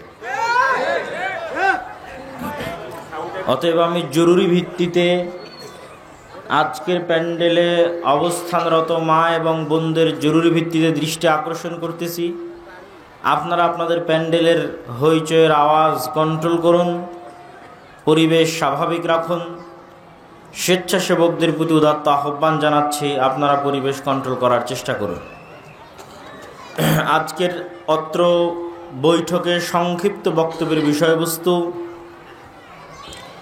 ইসলামের সামগ্রিক বিজয়ের প্রয়োজনীয়তা এবং করণীয়। সামগ্রিক বিজয় বলতে কি বুঝাচ্ছি? আল্লাহ সুবহানাহু ওয়া তাআলা কোরআন মাজিদে বলেন, হুয়াল্লাযী আরসালা রাসূলাহু বিল হুদা ওয়া দীনিল হক লিইয়ুযহিরাহু আলাদ-দীনি কুল্লিহি। তিনি সে আল্লাহ যিনি রাসূলকে পাঠিয়েছেন পথ প্রদর্শক হিসেবে, সত্য দ্বীনের বাহক হিসেবে। লিউযহিরাহু আলাদ-দীনি কুল্লিহি, যেন তার পাঠানো রাসূল যেই দ্বীনের প্রচারক, সেই দ্বীন সারা পৃথিবীতে অবস্থানরত সকল দ্বীনের উপর বিজয়ী হয়। ওয়ালাউ কারিহাল মুশরিকুন, যদিও কাফের এবং মুশরিকদের পক্ষে এটি সহ্য করা অনেক কঠিন, তবুও মুহাম্মদ সাল্লাল্লাহু আলাইহি ওয়াসাল্লামকে যে দ্বীন দিয়ে পাঠানো হয়েছে, সেই দ্বীন পৃথিবীর অন্য সকল দ্বীনের উপর বিজয়ী হবে। এটি আল্লাহ সুবহানাহু ওয়া তাআলা কোরআন মাজিদে বলেন। তেমনি রাসূলুল্লাহ সাল্লাল্লাহু আলাইহি ওয়াসাল্লাম বলেন, আসমানের নিচে জমিনের উপরে এমন কোনো মাটির বাড়ি, ইট পাথরের বাড়ি বাকি থাকবে না যেখানে ইসলাম প্রবেশ করবে না। বিইজ্জে আজিজিন আও বিদিল্লি যালিলিন, কোথাও সম্মানের সাথে ইসলাম প্রবেশ করবে, কোথাও অপমানের সাথে ইসলাম প্রবেশ করবে। তো কোরআনের এই আয়াত এবং এই হাদিস প্রমাণ করে পৃথিবীতে কোনো না কোনো এক সময় ইসলামের সামগ্রিক বিজয় সাধিত হবে না হবে না? হবে ইনশাআল্লাহ। তো ইসলামের এই সামগ্রিক বিজয় কেন প্রয়োজন? শুধু আমি ব্যক্তি জীবনে সালাত আদায় করলাম, অথবা শুধু আমি পরিবার জীবনে ইসলাম মানলাম, এরপরেও সামগ্রিকভাবে আমার ব্যবসা বাণিজ্য, অর্থনীতি, রাষ্ট্রনীতি, পররাষ্ট্রনীতি, কূটনীতি সকল কিছু ইসলাম দ্বারা পরিচালিত হবে, এটির প্রয়োজন কেন? এটির প্রয়োজন যদি আপনি বুঝতে চান তাহলে সংক্ষিপ্ত দুটো কথা আপনাকে বুঝতে হবে। আপনাকে পাশ্চাত্য বিশ্বের মানুষজন বলবে যে তোমরা যদি ইসলামকে রাষ্ট্র ক্ষমতায় দেখতে চাও তাহলে তোমাদেরকে কিন্তু বাধ্যতামূলক নামাজ পড়ানো হবে। কারণ অধিকাংশ মানুষ যেহেতু বাংলাদেশের নামাজ পড়ে না, তো তারা কি চাইবে যে ইসলাম বিজয়ী হোক? চাইবে না। আবার পাশ্চাত্য সভ্যতার অনুসারীরা আপনাদেরকে বলবে তোমরা যদি ইসলামকে রাষ্ট্র ক্ষমতায় নিয়ে আসো তাহলে পর্দা বাধ্যতামূলক হয়ে যাবে। তো অধিকাংশ মা এবং বোন আছে যারা পর্দা করেন না, তো তারা কি চাইবেন যে ইসলাম বিজয়ী হোক? চাইবেন না। আরও এক ধাপ এগিয়ে পাশ্চাত্য সভ্যতার অনুসারীরা বলেন ভীতি প্রদর্শন করানোর জন্য যে ইসলাম যদি রাষ্ট্র ক্ষমতায় আসে তাহলে অবৈধ সম্পর্কে লিপ্ত হলে বিবাহিত অবস্থায় রজম করে হত্যা করা হবে, আর অবিবাহিত অবস্থায় হলে বেত্রাঘাত দোররা দ্বারা প্রহার করা হবে। বিড়ি, সিগারেট, মাদক দ্রব্য, নেশা জাতীয় দ্রব্য পান করলে 40 বা 80 বেত্রাঘাত করা হবে। কেউ যদি চুরি করে তাহলে তার হাত কাটা যাবে। এই রকম বিভিন্ন ভয়ঙ্কর বিষয়গুলো সামনে নিয়ে এসে বলে অতএব বাবা খবরদার এইটা যেন না হয় যে ইসলাম যেন রাষ্ট্র ক্ষমতায় না চলে আসে। এইটা পাশ্চাত্যরা ভয় দেখায়। কিন্তু এর বাইরেও, এই সমস্ত ভীতি প্রদর্শনের বাইরেও রাষ্ট্র ক্ষমতায় ইসলাম যাওয়ার ভিন্ন আরেকটা চেহারা আছে, যেটি কখনোই পাশ্চাত্য মিডিয়া, ওয়েস্টার্ন যে ইলেকট্রিক এবং ইলেকট্রনিক্স মিডিয়া আছে এবং পাশ্চাত্য সভ্যতার ধারক ও বাহক আছে, তারা আপনাকে জানতেও দিবে না, বুঝতেও দিবে না। ইসলাম রাষ্ট্র ক্ষমতায় যাওয়ার সেই পজিটিভ চেহারা কি? সেই পজিটিভ চেহারা হচ্ছে, একটু 2 মিনিট আপনাদেরকে আমার সাথে মনোযোগের সাথে সময় দিতে হবে। যদি শুধু 5 ওয়াক্ত সালাত আদায়ই রাষ্ট্র ক্ষমতায় ইসলাম যাওয়ার জন্য যথেষ্ট হতো, তাহলে গত 16 বছরের কত এরকম ওসি, ডিসি, এসপি, এমপি, মন্ত্রী ছিল ও এসিল্যান্ড সাব রেজিস্ট্রার ছিল যারা শুধু 5 ওয়াক্ত নয় তাহাজ্জুদের সালাতও আদায় করত। এবং এমন কোনো মসজিদ মাদ্রাসার জালসা সম্মেলন ছিল না যেই জালসা সম্মেলনে প্রধান অতিথি, বিশেষ অতিথি হিসেবে তারা আমন্ত্রিত হতো না এবং সেখানে লাখো টাকা দান করে দানবীর হিসেবে খেতাব পেত না। এমনও আছে যে প্রশ্ন ফাঁসের টাকা এরকম জালসা এবং মসজিদে দান করেছে। তাহলে শুধু যদি সালাত দিয়ে ইসলামী রাষ্ট্র কায়েম হয়ে গেছে বলে ধরে নেওয়া যেত, তাহলে গত 16 বছর ইসলামী রাষ্ট্র ছিল। হ্যাঁ, কেন গত 16 বছর তো সবাই ছিল হাজি, তাহাজ্জুদ গুজার, আল্লাহওয়ালা আর দানবীর, ছিল না? তাহলে ইসলামী রাষ্ট্র মানে আজকে এই নবাবগঞ্জ উপজেলায় যদি আমি বলি আজ থেকে এখানে ইসলাম প্রতিষ্ঠা হয়েছে, তাহলে পাশ্চাত্য আপনাকে যেটা বলতেছে এখানে সবাইকে বাধ্যতামূলক পর্দা করা হবে, সবাইকে বাধ্যতামূলক নামাজ পড়ানো হবে, তারও বহু আগে হবে। ইসলামী রাষ্ট্রে এই ধরনের আইন কানুন থাকতে পারে, কিন্তু তারও বহু আগে। এটা তখনই ইসলামী রাষ্ট্র বলে বিবেচিত হবে যখন এখানে ন্যায়পরায়ণতা, ন্যায় বিচার এবং সত্যবাদিতা প্রতিষ্ঠিত হবে। যখন এখানে একজনও আর একজনের চুল পরিমাণ হক মেরে নিতে পারবে না। বেতন নিবে সরকারের, আর সরকারি মেডিকেলে না বসে প্রাইভেট ক্লিনিকে বসবে, এইটা হবে ইসলামী রাষ্ট্রে, এটা অসম্ভব। সবার আগে ওটা বন্ধ হবে। তারপরে এসিল্যান্ডের অফিসে, সাব রেজিস্ট্রারের অফিসে একটা কাজ আদায় করার জন্য ঘুষ দিতে হবে, এটা ইসলামী রাষ্ট্রে হবে অসম্ভব। আগে ওটা বন্ধ হবে। আপনার কোনো বৈধ চাকরি আপনার সন্তান পরবর্তী প্রজন্ম নিবে, এই চাকরির জন্য খালা, মামা, ফুফু, চাচা, খালু, আত্মীয় স্বজন, রাজনৈতিক নেতা, টাকা পয়সা, যোগ্যতার বাইরে আরও এরকম ডট ডট ডট ডট অসংখ্য জিনিস খুঁজে বেড়াতে হবে। ইসলামী রাষ্ট্রে কখনোই এটি ঘটবে না। তাহলে ইসলামী রাষ্ট্রে মানে সবার আগে ওই যে আপনাকে ভয় দেখাচ্ছে আপনার হাত কেটে নেবে, ভয় দেখাচ্ছে বলছে তোমাকে বাধ্যতামূলক নামাজ পড়ানো হবে, ভয় দেখাচ্ছে আপনাকে জোরপূর্বক পর্দা করানো হবে, ইসলামী রাষ্ট্রে এগুলো সব কিছু বাস্তবায়ন হওয়ার আগে আপনার ন্যায় বিচার এবং আপনার ন্যায্য অধিকার নিশ্চিত করা হবে, তবে ওটা ইসলামী রাষ্ট্র। আর যদি শুধু সালাদ দিয়ে ইসলামী রাষ্ট্র হতো তাহলে গত 16 বছরেরটা ইসলামী রাষ্ট্র ছিল। কেন তাদের চাইতে বড় তাহাজ্জুদ গুজার, তাদের চাইতে বড় আল্লাহওয়ালা কেউ ছিল না। কিন্তু তারা ছিল, সবাই বলবো না, এই রকম যারা, তাদের অধিকাংশই ছিল খাঁটি নির্ভেজাল মোনাফেক। এটা আমি বলিনি, রাসূলুল্লাহ সাল্লাল্লাহু আলাইহি ওয়াসাল্লাম বলেছেন, আরবাউন মান কুন্না ফীহ, 4টা বৈশিষ্ট্য যদি মানুষের মধ্যে থাকে তাহলে সে মোনাফিকান খালেসান, নির্ভেজাল, নিষ্কলুষ, খাঁটি মোনাফিক। তো এই 4টা বৈশিষ্ট্যের কথা বলতে গিয়ে কিন্তু আল্লাহ নবী বলেননি যে বিড়ি খায় সে মোনাফিক, যে আরেকজন মেয়ের সাথে অবৈধ সম্পর্কে কথা বলে সে মোনাফিক। এগুলো গুনাহের কাজ, কিন্তু এগুলোকে আল্লাহর নবী খাঁটি মোনাফিকের আলামত বলেননি। খাঁটি মুনাফিকের আলামত কি? যে 5 ওয়াক্ত সালাতও পড়ে, হজও করে, আবার আল্লাহর রাস্তায় দানও করে।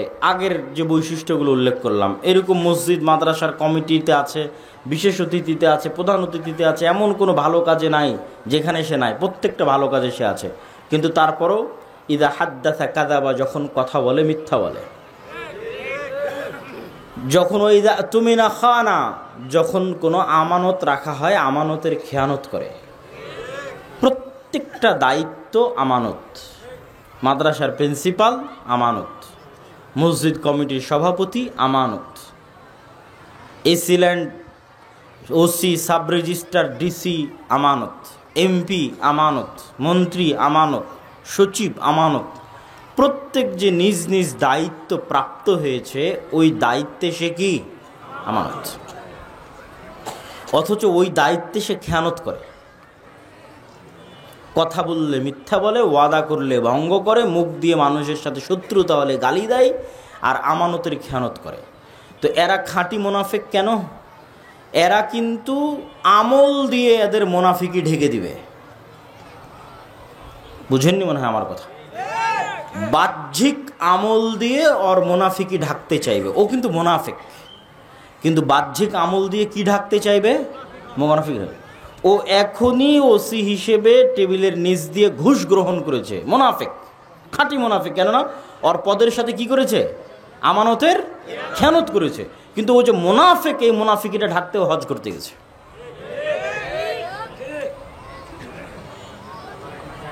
এইরকম প্রত্যেক যাকে যে পদের দায়িত্ব দেওয়া আছে ওই পদের সাথে মুনাফিকি করছে 24 ঘন্টা, এবং মুনাফিক, কিন্তু ওই মুনাফিকি ঢাকতে এখানে প্রধান অতিথি হয়েছে।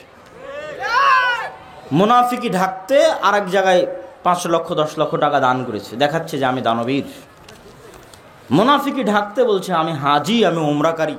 মুনাফিকি ঢাকতে বলছে আমি তাহাজ্জুদ গুজার। কিন্তু আসলে ও মুমিন না মুনাফিক তা প্রমাণ হবে কোথায়? নামাজে। আসলে ও মুমিন না মুনাফিক তা প্রমাণ হবে কোথায়?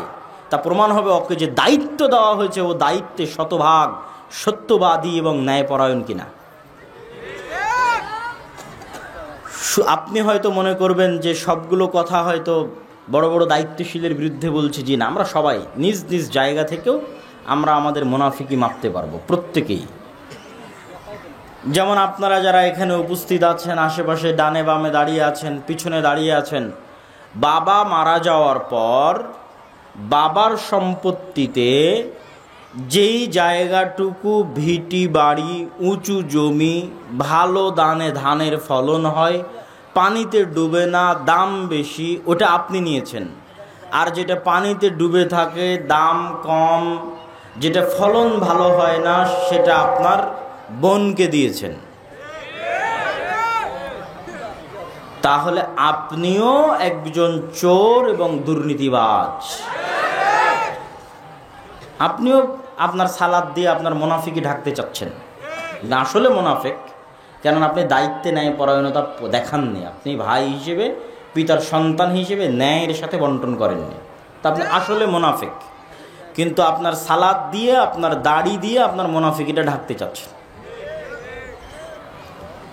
এরকম আপনি জীবনের প্রত্যেকটা পদক্ষেপে সত্য বলা আর কাজে ন্যায়পরায়ণ হওয়া, এটা অনেক কঠিন জিনিস। আমরা আমাদের ব্যক্তি জীবনে স্ত্রীদের সাথে কতটুকু ন্যায়পরায়ণ তার হিসাব দিতে আল্লাহর দরবারে ফেসে যেতে পারি। সব কথা বাদ দিলাম, কে ওসি কে সিলেন্ট তার কথা বাদ দিলাম, আমি আমার স্ত্রীর প্রতি কতটুকু ন্যায়পরায়ণ তার জবাব দিতে আল্লাহর দরবারে ফেসে যেতে হবে, যে তার হক আমি ন্যায়ের সাথে বুঝিয়ে দিয়েছি কিনা। রাসূলুল্লাহ সাল্লাল্লাহু আলাইহি ওয়াসাল্লাম এমনি বলেননি যে সাবআতু ইউদিল্লুহুমুল্লাহ ইয়াওমা লা দিল্লা ইল্লা দিল্লুহ, 7 শ্রেণীর মানুষকে কিয়ামতের মাঠে আল্লাহ সুবহানাহু তাআলা বিশেষ ছায়া প্রদান করবেন। তার 1 নম্বরে, আশ্চর্য হবেন, 1 নম্বরে আল্লাহ সুবহানাহু তাআলা এবং তার রাসূল অন্য আর যে আমলগুলো আমরা করি, যেগুলোকে বড় আমল মনে করি, বড় তাকওয়াবান পরহেজগার মনে করি, যে দেখেন ও তাহাজ্জুদে সালাত আদায় করে, ও নফল সিয়াম পালন করে, ও সুন্নাতগুলো আদায় করে, এগুলোর সিরিয়ালও আছে, কিন্তু 1 নম্বরে সিরিয়াল আছে ন্যায়পরায়ণ দায়িত্বশীল। ন্যায়পরায়ণ দায়িত্বশীল মানে শুধু এমপি না, যে পিতা সে পিতা হিসেবে ন্যায়পরায়ণ, যে স্বামী ও স্বামী হিসেবে ন্যায়পরায়ণ, যে বৌমা ও বৌমা হিসেবে ন্যায়পরায়ণ, যে শাশুড়ি ও শাশুড়ি হিসেবে ন্যায়পরায়ণ। পৃথিবীতে এমন কোথাও ফাসাদ তৈরি হয়নি, ফাসাদ ন্যায়পরায়ণতার অভাবে আর সত্যবাদিতার অভাবে তৈরি হয়। শুধু বৌমা আর শাশুড়ির মধ্যে নয়, আপনি যদি দেখেন যে আলেম ওলামার মধ্যে, মসজিদে মসজিদে, মাদ্রাসায় মাদ্রাসায়, ইসলামী দলে, ইসলামী সংগঠনে, আহলে হাদিসদের মধ্যে, হানাফিদের মধ্যে, দেওবন্দীদের মধ্যে পরস্পরে প্রত্যেক যত বিভেদ আছে, কোনো বিভেদের জায়গায় মাসলা মাসাইল আকীদার বিভেদ নাই। আপনি যত বিভেদের গভীরে ঢুকবেন তত দেখবেন এখানে একজন অন্যায় করেছে আর একজন মাজলুম হয়েছে। মানে যে ইসলামী দলের আমির ও ন্যায়পরায়ণ আমির নয়, যে মাদ্রাসার প্রিন্সিপাল ও ন্যায়পরায়ণ প্রিন্সিপাল নয়, যে মাদ্রাসার পরিচালক সভাপতি ও ন্যায়পরায়ণ পরিচালক সভাপতি নয়। আজকে বলেছি না বক্তব্যের বিষয় ইসলামের সামগ্রিক বিজয়। তো ইসলামের সামগ্রিক বিজয় মানে কি আপনি দেশ ও জাতির নেতৃত্ব দিবেন।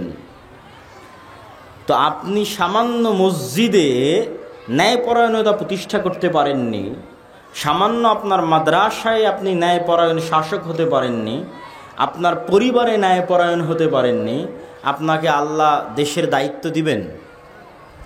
কথা বলেন না যে আপনাকে আল্লাহ দেশের দায়িত্ব দিবেন? অসম্ভব, কখনোই দিবেন না। আপনি সালাত দিয়ে, সঠিক আকীদা দিয়ে জান্নাতে চলে যাবেন, কিন্তু মানুষের নেতৃত্ব দেওয়ার জন্য আগে বলতে হবে সত্য, করতে হবে ন্যায়। যে ন্যায় চুল পরিমাণ ছাড় দেয় না, যে সত্যে চুল পরিমাণ ছাড় দেয় না, ওকে আল্লাহ দেশ ও জাতির নেতৃত্ব দিবেন। আল্লাহর দয়ায়। আর আমরা মুসলমানেরা এই জায়গাতেই হচ্ছে সবচেয়ে পিছিয়ে আছি। আমি বহু আগে, আজ থেকে 1-1.5-2 বছর আগে এক বক্তব্যে বলেছি যে আজকের যুগের মুসলমানেরা হচ্ছে এই যুগের বানু ইসরাইল। তো আমার ছোট ভাই আব্দুর রহিম, যে মিশর আল আজহার বিশ্ববিদ্যালয়ে পড়ে, এখন দেশেই আছে, তো ও ফিলিস্তিনিদের মধ্যে ত্রাণ বিতরণ করেছে, অনেক ওর অভিজ্ঞতা হয়েছে ত্রাণ বিতরণ করতে। তো ও বলে যে ত্রাণ বিতরণ করতে গিয়ে আমি দেখেছি যে তোমার এই কথা শতভাগ সত্য। কিভাবে মুসলমানেরা তার মৃত ভাইয়ের রক্ত পর্যন্ত বেচতে পারে, এইটা মানে রক্ত পর্যন্ত বেচতে পারে বলতে, যে আপনার মাধ্যমে ধরেন আমি একটা টাকা দান করতেছি ফিলিস্তিনের গাজায়, আপনি পৌঁছে দিবেন। তো এই ত্রাণটা আপনি ফিলিস্তিনের গাজায় পৌঁছে দেওয়াকে ব্যবসা হিসেবে গ্রহণ করেছেন। এই ব্যবসার হাত বদল হতে হতে ফিলিস্তিনের গাজায় যার কাছে পৌঁছবে তার পর্যন্ত পৌঁছতে পৌঁছতে এই টাকা শেষ হতে থাকবে। বিশাল বড় সিন্ডিকেট আছে, এই সিন্ডিকেটকে অতিক্রম না করে আপনি টাকা গাজায় পৌঁছাতে পারবেন না। তো এই যে সিন্ডিকেটের মধ্যে যতগুলো মিথ্যুক, ধোঁকাবাজ, গাদ্দার, অন্যায়পরায়ণ, জালিম বসে আছে, এরা সবগুলো মুসলমান নামে পরিচয় দেয় নিজেদেরকে। মুসলমান নামে পরিচয় দিয়ে নিজের আর এক ক্ষুধার্ত মুসলিম ভাই গাজায় পড়ে আছে, ওরই স্বজাতি, ওইও ফিলিস্তিনি, ওর ভাই ক্ষুধার জন্য কাঁদতেছে, পানির জন্য কাঁদতেছে, তারপরও সে টাকার সাথে নিষ্ঠুর। সে লাভ ছাড়া, সিন্ডিকেট ছাড়া একটা টাকা গাজার মধ্যে ঢুকতে দিবে না। তো রক্ত বেচতেছে না, রক্ত বেচতেছে, রক্ত ক্রয়, রক্তের সাথে ব্যবসা করতেছে, মুসলমানের রক্তের সাথে ব্যবসা করতেছে। তাহলে যে ইসরায়েল বম নিক্ষেপ করে হত্যা করতেছে ওর মধ্যে, আর যে একটা ত্রাণ গাজায় পৌঁছবে তার জন্য সিন্ডিকেট তৈরি করে রেখেছে, তার ইনকামের জন্য, তার ব্যবসার জন্য, তার মধ্যে কি পার্থক্য? তখন ও বলে যে আব্দুল্লাহ ভাই, তোমার বক্তব্য আমি এখন বুঝি যে এই যুগের মুসলমানের আসলেই বানু ইসরাইল। এরা বাহ্যিকভাবে সালাত, সিয়াম, হজ, জাকাত দেখিয়ে বুঝাতে চায় এরা অনেক ভালো, কিন্তু আসলে মিথ্যুক, অন্যায়পরায়ণ, অসৎ। তাহলে এরা যদি গোলাম না থাকে, কারা গোলাম থাকবে? কেননা দেশ ও জাতির নেতা হতে হলে তো মিথ্যুক হয়ে নেতা হওয়া যাবে না, অসৎ অন্যায়পরায়ণ হয়ে নেতা হওয়া যাবে না। কিন্তু শত করা কতজন নিবেন আপনি? একইভাবে রন্ধ্রে রন্ধ্রে রক্তের মধ্যে অসততা, অন্যায়পরায়ণতা ঢুকে আছে। কি মসজিদ, কি মাদ্রাসা, কি ইসলামী দল, কি ইসলামী সংগঠন, একই অবস্থা। সম্মানিত উপস্থিতি, তো আমরা বলছিলাম যে ইসলাম যদি রাষ্ট্র ক্ষমতায় আসে, তাহলে ইসলামের যেটা মূল বেসিক বাস্তবায়ন, যেটা ইসলাম করতে চায়, সেটা আমাদের মুসলমানদের মধ্যে নাই। এই জন্য আমাদেরকে দিয়ে আল্লাহ সুবহানাহু ওয়া তাআলা রাষ্ট্র ক্ষমতায় নিয়ে যাবেন না। সেই বেসিক মূল জিনিসটা কি? ন্যায়পরায়ণতা, সত্যবাদিতা। এটা থেকে আমরা হাজার হাজার লক্ষ কোটি কিলোমিটার দূরে আছি। আর পাশ্চাত্য বিশ্ব আপনাকে ভয় দেখাতে থাকবে এবং তারা চাইবে এই যে গণতান্ত্রিক সিস্টেম আছে, এই সিস্টেমটা টিকে থাক। এই জন্য নির্দিষ্ট ব্যক্তির উপর যেন আপনার রাগ উঠে, আর ওই নির্দিষ্ট ব্যক্তি চলে গেলে যেন আপনার রাগ কমে যায়, এটা তাদের চাওয়া। আপনি মনে করলেন গত 16 বছর আমার ওপর জুলুম করেছে অমুক, বাস অমুক চলে গেছে, আপনার রাগ মিটে গেছে। কিন্তু গত 16 বছর যে আপনি মাজলুম হয়েছেন এই জালেম সিস্টেমের কারণে। সেই জালেম সিস্টেমের নাম হচ্ছে গণতান্ত্রিক সিস্টেম, ওই জালেম সিস্টেমের নাম হচ্ছে ধর্মনিরপেক্ষ সিস্টেম, সেকুলার সিস্টেম। আমি যদি আরও স্পষ্ট করে বলি বুঝার জন্য, কিন্তু এটা সত্য, মানুষ হাসবে কিন্তু এটাই সত্য, সেটা হচ্ছে এই জুলাই এর যে গণ অভ্যুত্থান, এই গণ অভ্যুত্থানের 1700 বা 1800 যে ছাত্র নিহত হয়েছে, এই 1700-1800 ছাত্রকে আসলে গণতন্ত্র হত্যা করেছে, সেকুলার সিস্টেম হত্যা করেছে। কিন্তু এটা বুঝার জন্য অনেক দূরদৃষ্টি সম্পন্ন জ্ঞান লাগবে, ইতিহাসের জ্ঞান লাগবে, পাশ্চাত্য বিশ্ব কী চায়, আপনার কাছ থেকে কি আদায় করতে চায় তার সম্পর্কে সম্যক অবগতি থাকা লাগবে। তাহলে আপনি বুঝবেন যে 1700-1800 জন মারা গেছে, এই 1700-1800 জনকে হত্যা করেছে কে? এই সিস্টেম, গণতান্ত্রিক সিস্টেম, সেকুলার সিস্টেম, এই সিস্টেম যদি পরিবর্তন না হয়, এইরকম স্বৈরাচার জালেম 20 বছর 30 বছর পর আবার তৈরি হবে। আপনার হায়াত যদি আল্লাহর 20-30 বছর বাড়িয়ে দেয়, আর আমার হায়াতও যদি আল্লাহ 20-30 বছর বাড়িয়ে দেয়, আবারও যদি কোনো দিন সাক্ষাৎ হয়, তখন আপনি বলিবেন যে এই সিস্টেম টিকে আছে, আর এই সিস্টেম আবারও জালেম এবং স্বৈরাচার তৈরি করেছে। এই সিস্টেম কখনোই আপনাকে আপনার ওই ন্যায্য অধিকার দিতে পারবে না যে আপনি ঘুষবিহীন অবস্থায় চাকরি নেবেন, আপনার রাষ্ট্রীয় নাগরিক সুযোগ সুবিধা নেবেন। রাষ্ট্রীয় নাগরিক সুযোগ সুবিধা বাংলাদেশের মানুষ বুঝেই না। রাষ্ট্রীয় নাগরিক সুযোগ সুবিধা যেহেতু আমরা কোনোদিন চোখে দেখিনি, তো বুঝবো কেমনে? রাষ্ট্রীয় নাগরিক সুযোগ সুবিধা আপনি ইউরোপে গেলে, ইংল্যান্ডে গেলে, আমেরিকায় গেলে কিছুটা বুঝতে পারবেন যে রাষ্ট্রের সাথে নাগরিকের কি সম্পর্ক থাকে এবং নাগরিক কি সুযোগ সুবিধা পেতে পারে। তখন আপনি বুঝবেন যে একজন রাষ্ট্র যদি নাগরিকের সুযোগ সুবিধা দেখে, তাহলে আগে রেলের যোগাযোগ ব্যবস্থা উন্নত করবে, না মাইক্রোবাস কার চলার রাস্তার যোগাযোগ ব্যবস্থা উন্নত করবে। এইটা হচ্ছে রাষ্ট্র নাগরিকের সুযোগ সুবিধা চাই কিনা সেটাতে বুঝবেন। যেমন বাংলাদেশের এখন যে মেট্রো রেল আছে, এই একটা মাত্র প্রজেক্ট, যে প্রজেক্টটা রাষ্ট্রের সাথে নাগরিক সুযোগ সুবিধার সাথে যায়। একটা রাষ্ট্রের কয়জন মানুষের কাছে কার আছে, কয়জন মানুষের কাছে মাইক্রো আছে? আপনি ইংল্যান্ডে যান, কোনো মানুষকে যেন কার এবং মাইক্রো ব্যবহার না করা লাগে এক জায়গা থেকে আর এক জায়গায় যাওয়ার জন্য। স্বল্প খরচে যেন প্রত্যেকটা মানুষ এক জায়গা থেকে আর এক জায়গায় যেতে পারে, তার জন্য পাবলিক ট্রান্সপোর্ট, পাবলিক বাস এবং পাবলিক ট্রেনের অ্যাভেইলেবল ব্যবস্থা আছে। প্রত্যেকটা ছোট জায়গা থেকে আর এক ছোটো জায়গায় আপনি অল্প ভাড়া দিয়ে যেতে পারবেন, তার ব্যবস্থা করা আছে। ও হচ্ছে জনবান্ধব রাষ্ট্র ব্যবস্থা। মানে আগে আপনার কথা চিন্তা করেছে, আগে রিক্সা চালকের কথা চিন্তা করেছে, আগে ভ্যান চালকের কথা চিন্তা করেছে, আগে কৃষকের কথা চিন্তা করেছে। আর জালেম রাষ্ট্র ব্যবস্থা আগে চিন্তা করবে দুর্নীতিবাজ কোটিপতির গাড়ি কেমনে চলবে, তার কথা চিন্তা করবে। কৃষক চাষা ভুষা কীভাবে চলবে সেটা চিন্তা করবে না। এরকম আরও অসংখ্য পয়েন্ট আছে। আপনার চিকিৎসা কিভাবে আপনি প্রাপ্ত হবেন, প্রত্যেকটা মানুষের বিপরীতে একজন চিকিৎসক আছে, অ্যাপয়েন্ট করা আছে সরকারের পক্ষ থেকে, দায়িত্ব দেওয়া আছে যে বাংলাদেশের মানুষ যদি 18 কোটি হয়, তাহলে এই 18 কোটি মানুষের বিপরীতে চিকিৎসক ভাগ করা আছে। মানে আমার জন্য একজন চিকিৎসক রিজার্ভ আছে। তাহলে রাষ্ট্র আমার স্বাস্থ্য নিয়ে চিন্তিত। তো আমি যেন স্বাস্থ্য সেবার অভাবে মারা না যাই, এই জন্য রাষ্ট্র চিন্তিত। তাহলে রাষ্ট্র নাগরিকের সুযোগ সুবিধার কথা চিন্তা করে। এরকম আরও অসংখ্য পয়েন্ট আছে। এটা আপনি আমাদের দেশে রাষ্ট্রীয় সুযোগ সুবিধা বলে কিছুই নাই। তো এই রাষ্ট্রীয় সুযোগ সুবিধা কথা চিন্তা করে ইসলাম। এটা হলো ইসলামী রাষ্ট্র ব্যবস্থা।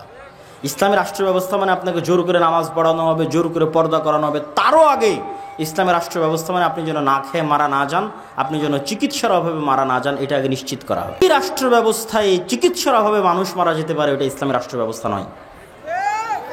যেই রাষ্ট্র ব্যবস্থায় না খেয়ে মানুষ মারা যেতে পারে, এটা ইসলামী রাষ্ট্র ব্যবস্থা নয়। যে বলছে ওটা ইসলামী রাষ্ট্র ব্যবস্থা, বুঝতে ভুল হয়েছে। ও কোনোদিন পড়েইনি ইসলামী রাষ্ট্র ব্যবস্থা কাকে বলে। তো এই যে ইসলামী রাষ্ট্র ব্যবস্থার পজিটিভ দিক এগুলো আপনাকে জানতে হবে। এখন জানার সুযোগ, এখন আপনি বুঝবেন, কানেক্ট করতে পারবেন, রিলেট করতে পারবেন যে আমার এবং আপনার সুখ দুঃখের একমাত্র চিন্তা যদি কেউ করে, ওই যে বললাম কৃষকের কথা চিন্তা করবে, রিক্সা চালক ভ্যান চালকের কথা চিন্তা করবে। যেমন কিছুদিন আগে একজন মেজরের, আর্মির মেজরের সাথে একজন পুলিশ খারাপ ব্যবহার করেছে। পরে সেই পুলিশ মেজরের, আর্মির মেজরের পা ধরে ক্ষমা চাচ্ছে। তো মানুষজন ফেসবুকে অনেক প্রশংসা করতেছে। তখন আমার ব্রেনে কাজ করলো যে এটাও ইসলামী রাষ্ট্র ব্যবস্থা নয়। এই পুলিশ যদি একজন রিক্সা চালকের সাথে খারাপ ব্যবহার করতো, তো রিক্সা চালকের পা ধরে মাপ চাইতে হতো, ওটা ইসলামী রাষ্ট্র ব্যবস্থা। ওই আর্মির মেজরের সাথে খারাপ ব্যবহার করেছে, এই জন্য পা ধরে মাপ চাইতে হবে। আর রিক্সা চালক, ভ্যান চালক, কৃষকের সাথে খারাপ ব্যবহার করলে তখন মাপ চাইতে হবে না। এটা হচ্ছে জালিম সিস্টেম, সেকুলার সিস্টেম, গণতান্ত্রিক সিস্টেম। আর ইসলামী রাষ্ট্র ব্যবস্থা মানে কিসের মেজর? ওই গ্রামের মাঠে কৃষক যে কাজ করতেছে, ওর সাথে যদি জুলুম করে তো ওর পা ধরে মাপ চাইতে হবে। এইটা হলো ইসলামী রাষ্ট্র ব্যবস্থা। তো ইসলামী রাষ্ট্র ব্যবস্থা মানে আপনি যদি খালি এটা ভয় পান যে বাপরে বাপ আমাকে তো পিটিয়ে নামাজ পড়াবে, আমাকে তো পিটিয়ে পর্দা করাবে, জি না, পিটিয়ে নামাজ পড়ানোর আগে, পিটিয়ে পর্দা করানোর আগে আপনার জান মালের নিরাপত্তা, আপনার ইজ্জতের নিরাপত্তা এবং আপনি যেন মাজলুম না হন, রাষ্ট্রীয় নাগরিক সুযোগ সুবিধা সমানভাবে বুঝে পান, তা নিশ্চিত করা হবে। ওটা ইসলামী রাষ্ট্র ব্যবস্থা। এবং ইসলামী রাষ্ট্র ব্যবস্থা আমেরিকা এবং ইউরোপের রাষ্ট্র ব্যবস্থার চাইতে উন্নত। এটা একজন মানুষকে বোঝানো খুব কঠিন। খুব উচ্চ শিক্ষিত মানুষ ছাড়া অন্তত এই বক্তব্যটুকু বুঝবে না। বলবে এখনকার পৃথিবীর সবচেয়ে আদর্শ রাষ্ট্র ব্যবস্থা তো আমেরিকা আর ইউরোপ।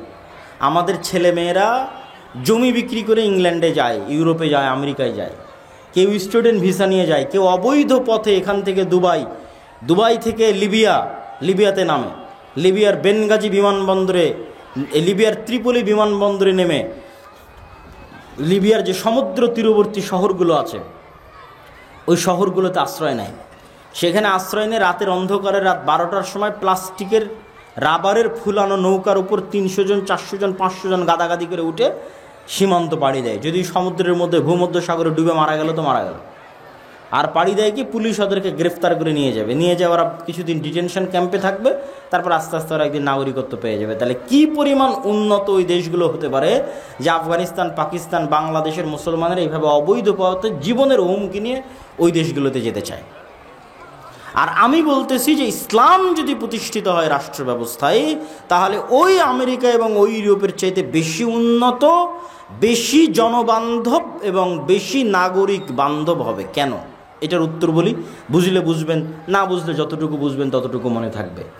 সেটা হচ্ছে আজকের ইউরোপ এবং আজকের আমেরিকায় সকল নাগরিক সুযোগ সুবিধা থাকার পরেও অর্থনৈতিক স্বাধীনতা নাই। এইটা তারাও ভালো মতো বুঝে না যে অর্থনৈতিক স্বাধীনতা নাই। এটা একমাত্র যে গভীরভাবে স্টাডি করবে সে বুঝতে পারবে অর্থনৈতিক স্বাধীনতা নাই।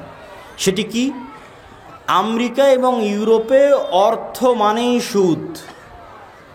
এই যে আমার পকেটে ক্যাশ টাকা আছে, এরকম আলাদা কোনো ক্যাশ টাকার অস্তিত্ব হতে পারে না লোন ছাড়া। এই আমার পকেটে 1000 টাকা আছে মানে 1000 টাকার বিপরীতে কি আছে? লোন আছে। 1000 টাকার বিপরীতে কি আছে? লোন ছাড়া কোনো ক্যাশ মানির অস্তিত্ব হতে পারে না, অসম্ভব। এইভাবেই ইকোসিস্টেম তৈরি করা হয়েছে ইউরোপে এবং আমেরিকায়, যেখানে কোনো ক্যাশ মানির অস্তিত্ব হবে না লোন ছাড়া। আপনি বাড়িও কিনতে পারবেন না লোন ছাড়া, জমিও কিনতে পারবেন না লোন ছাড়া, ছেলে মেয়েকে পড়াতেও পারবেন না লোন ছাড়া। প্রত্যেকটা ধাপের পিছনে লোন আছে। এবং এই লোনের সবচেয়ে বড় ভয়ঙ্কর ফাঁদ হচ্ছে ক্রেডিট কার্ড। এখনো বাংলাদেশে বহু ব্যাংক ক্রেডিট কার্ড চালু করেছে, অসংখ্য মানুষ ক্রেডিট কার্ড ইউজ করতেছে। ক্রেডিট কার্ড মানে আপনার অ্যাকাউন্টে টাকা নাই, তবু আপনাকে বলতেছে তুমি খরচ করো, পরে তোমার বেতন থেকে কেটে নেব। কি ভয়ঙ্কর লোনের ফাঁদ! টাকা নাই, তোমার চিন্তা নাই, তুমি খরচ করো, আমি আছি তো। 1 টাকাও নাই, তারপর আপনাকে বলা হচ্ছে আপনি খরচ করেন। আপনি যখন বেতন পাবেন তখন সেখান থেকে কাটা হবে। তো যে যত বেশি ক্রেডিট কার্ডের ইউজার হবে ও অত বড় অ্যামাউন্ট পাবে। ধরেন আমি 10 বছর থেকে ক্রেডিট কার্ড ব্যবহার করতেছি, তাহলে এখন 1টা টাকা ছাড়াও আমি অন্তত 3 কোটি টাকার বাজার করে ফেলতে পারি, ব্যাংক কিচ্ছু বলবে না, যেহেতু আমি 10 বছর থেকে ওর ক্রেডিট কার্ড ইউজ করতেছি। তো আমেরিকাতে যখন আপনি একটা বাসা ভাড়া নিতে যাবেন, তখন আপনি যদি 20-30 বছর থেকে ক্রেডিট কার্ডের ইউজার হন, তাহলে আপনার কাছে সিকিউরিটি মানি চাইবে না। ক্রেডিট কার্ড আছে তো? বলে হ্যাঁ আছে, সিকিউরিটি মানি লাগবে না, যাও। আর আপনি বলবেন যে আমি সুদ থেকে বাঁচতে চাই, অতএব আমি ক্রেডিট কার্ড ব্যবহার করব না, অগ্রিম লোন নিব না, তাহলে যে বাসা ভাড়া নিতে যাবেন ওই বাসার মালিক বলবে সিকিউরিটি মানি দাও। তো যত সিকিউরিটি মানি চাইবে অত সিকিউরিটি মানিতে আপনি 10 বছরও চাকরি করে ইনকাম করতে পারবেন না। তখন ঠিক আছে আমি ক্রেডিট কার্ড ইউজ করতেছি, তাহলে আপনি সুদে জড়িত হয়ে গেলেন। সুদ ছাড়া 1টা টাকা ক্যাশ মানি আপনার পকেটে আসতে পারে এরকম কোনো রাস্তা নেই। এটাই হচ্ছে অর্থনৈতিক দাসত্ব। আপনার অর্থনৈতিক স্বাধীনতা যতক্ষণ না থাকবে আপনি স্বাধীন মানুষ নন, আপনার আভ্যন্তরীণ স্বাধীনতা আসবে না। এই জন্য ইসলাম হচ্ছে ঋণ বিমুখ।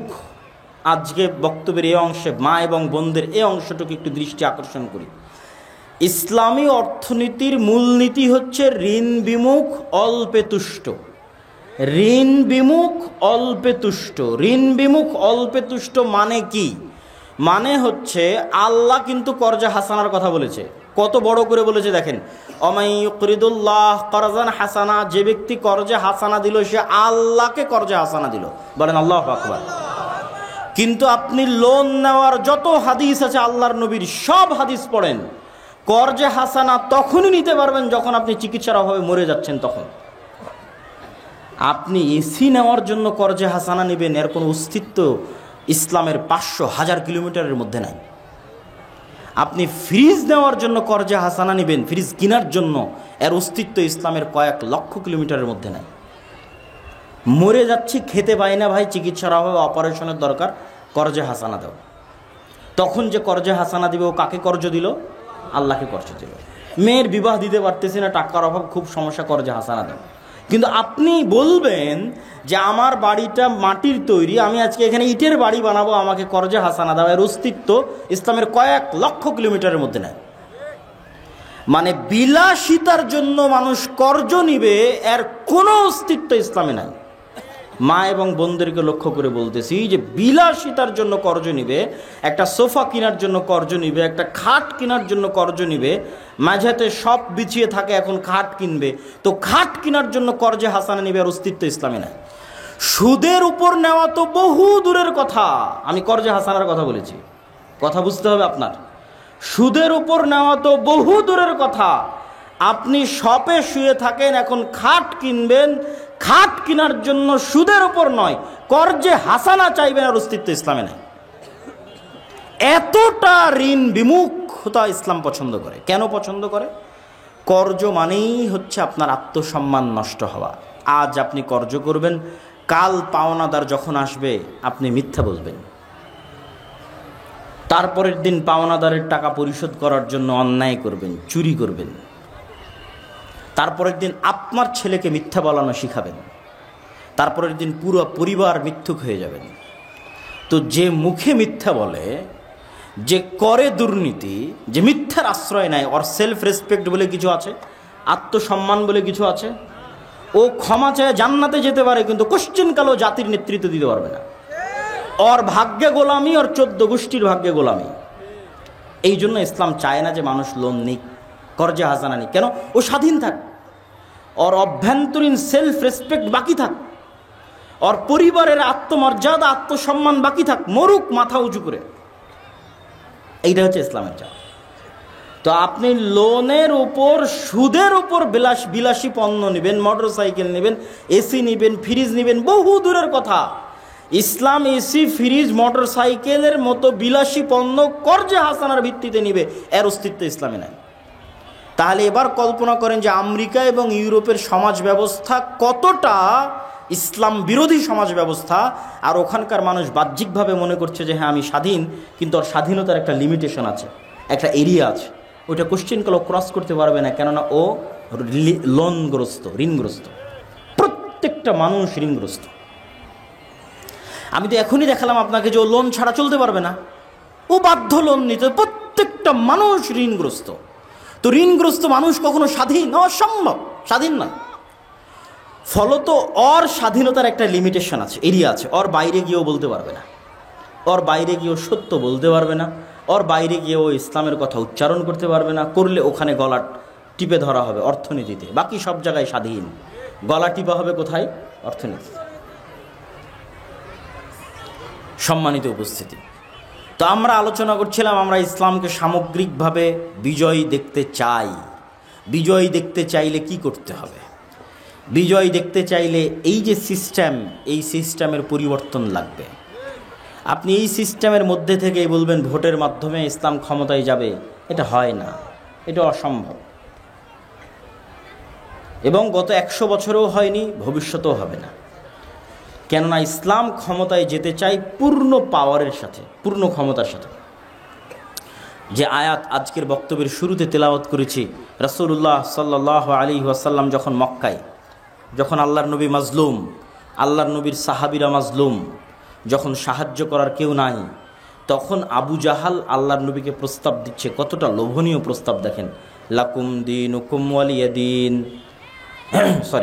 তখন আবু জাহাল আল্লাহর নবীকে প্রস্তাব দিচ্ছে, চলো 1 বছর তোমার আল্লাহর ইবাদত হবে আর 1 বছর আমাদের মূর্তির ইবাদত হবে। তোমার উপর যে জুলুম হচ্ছে, অত্যাচার হচ্ছে, তোমার সাহাবীদের উপর যে জুলুম হচ্ছে, অত্যাচার হচ্ছে, সব বন্ধ হয়ে যাবে।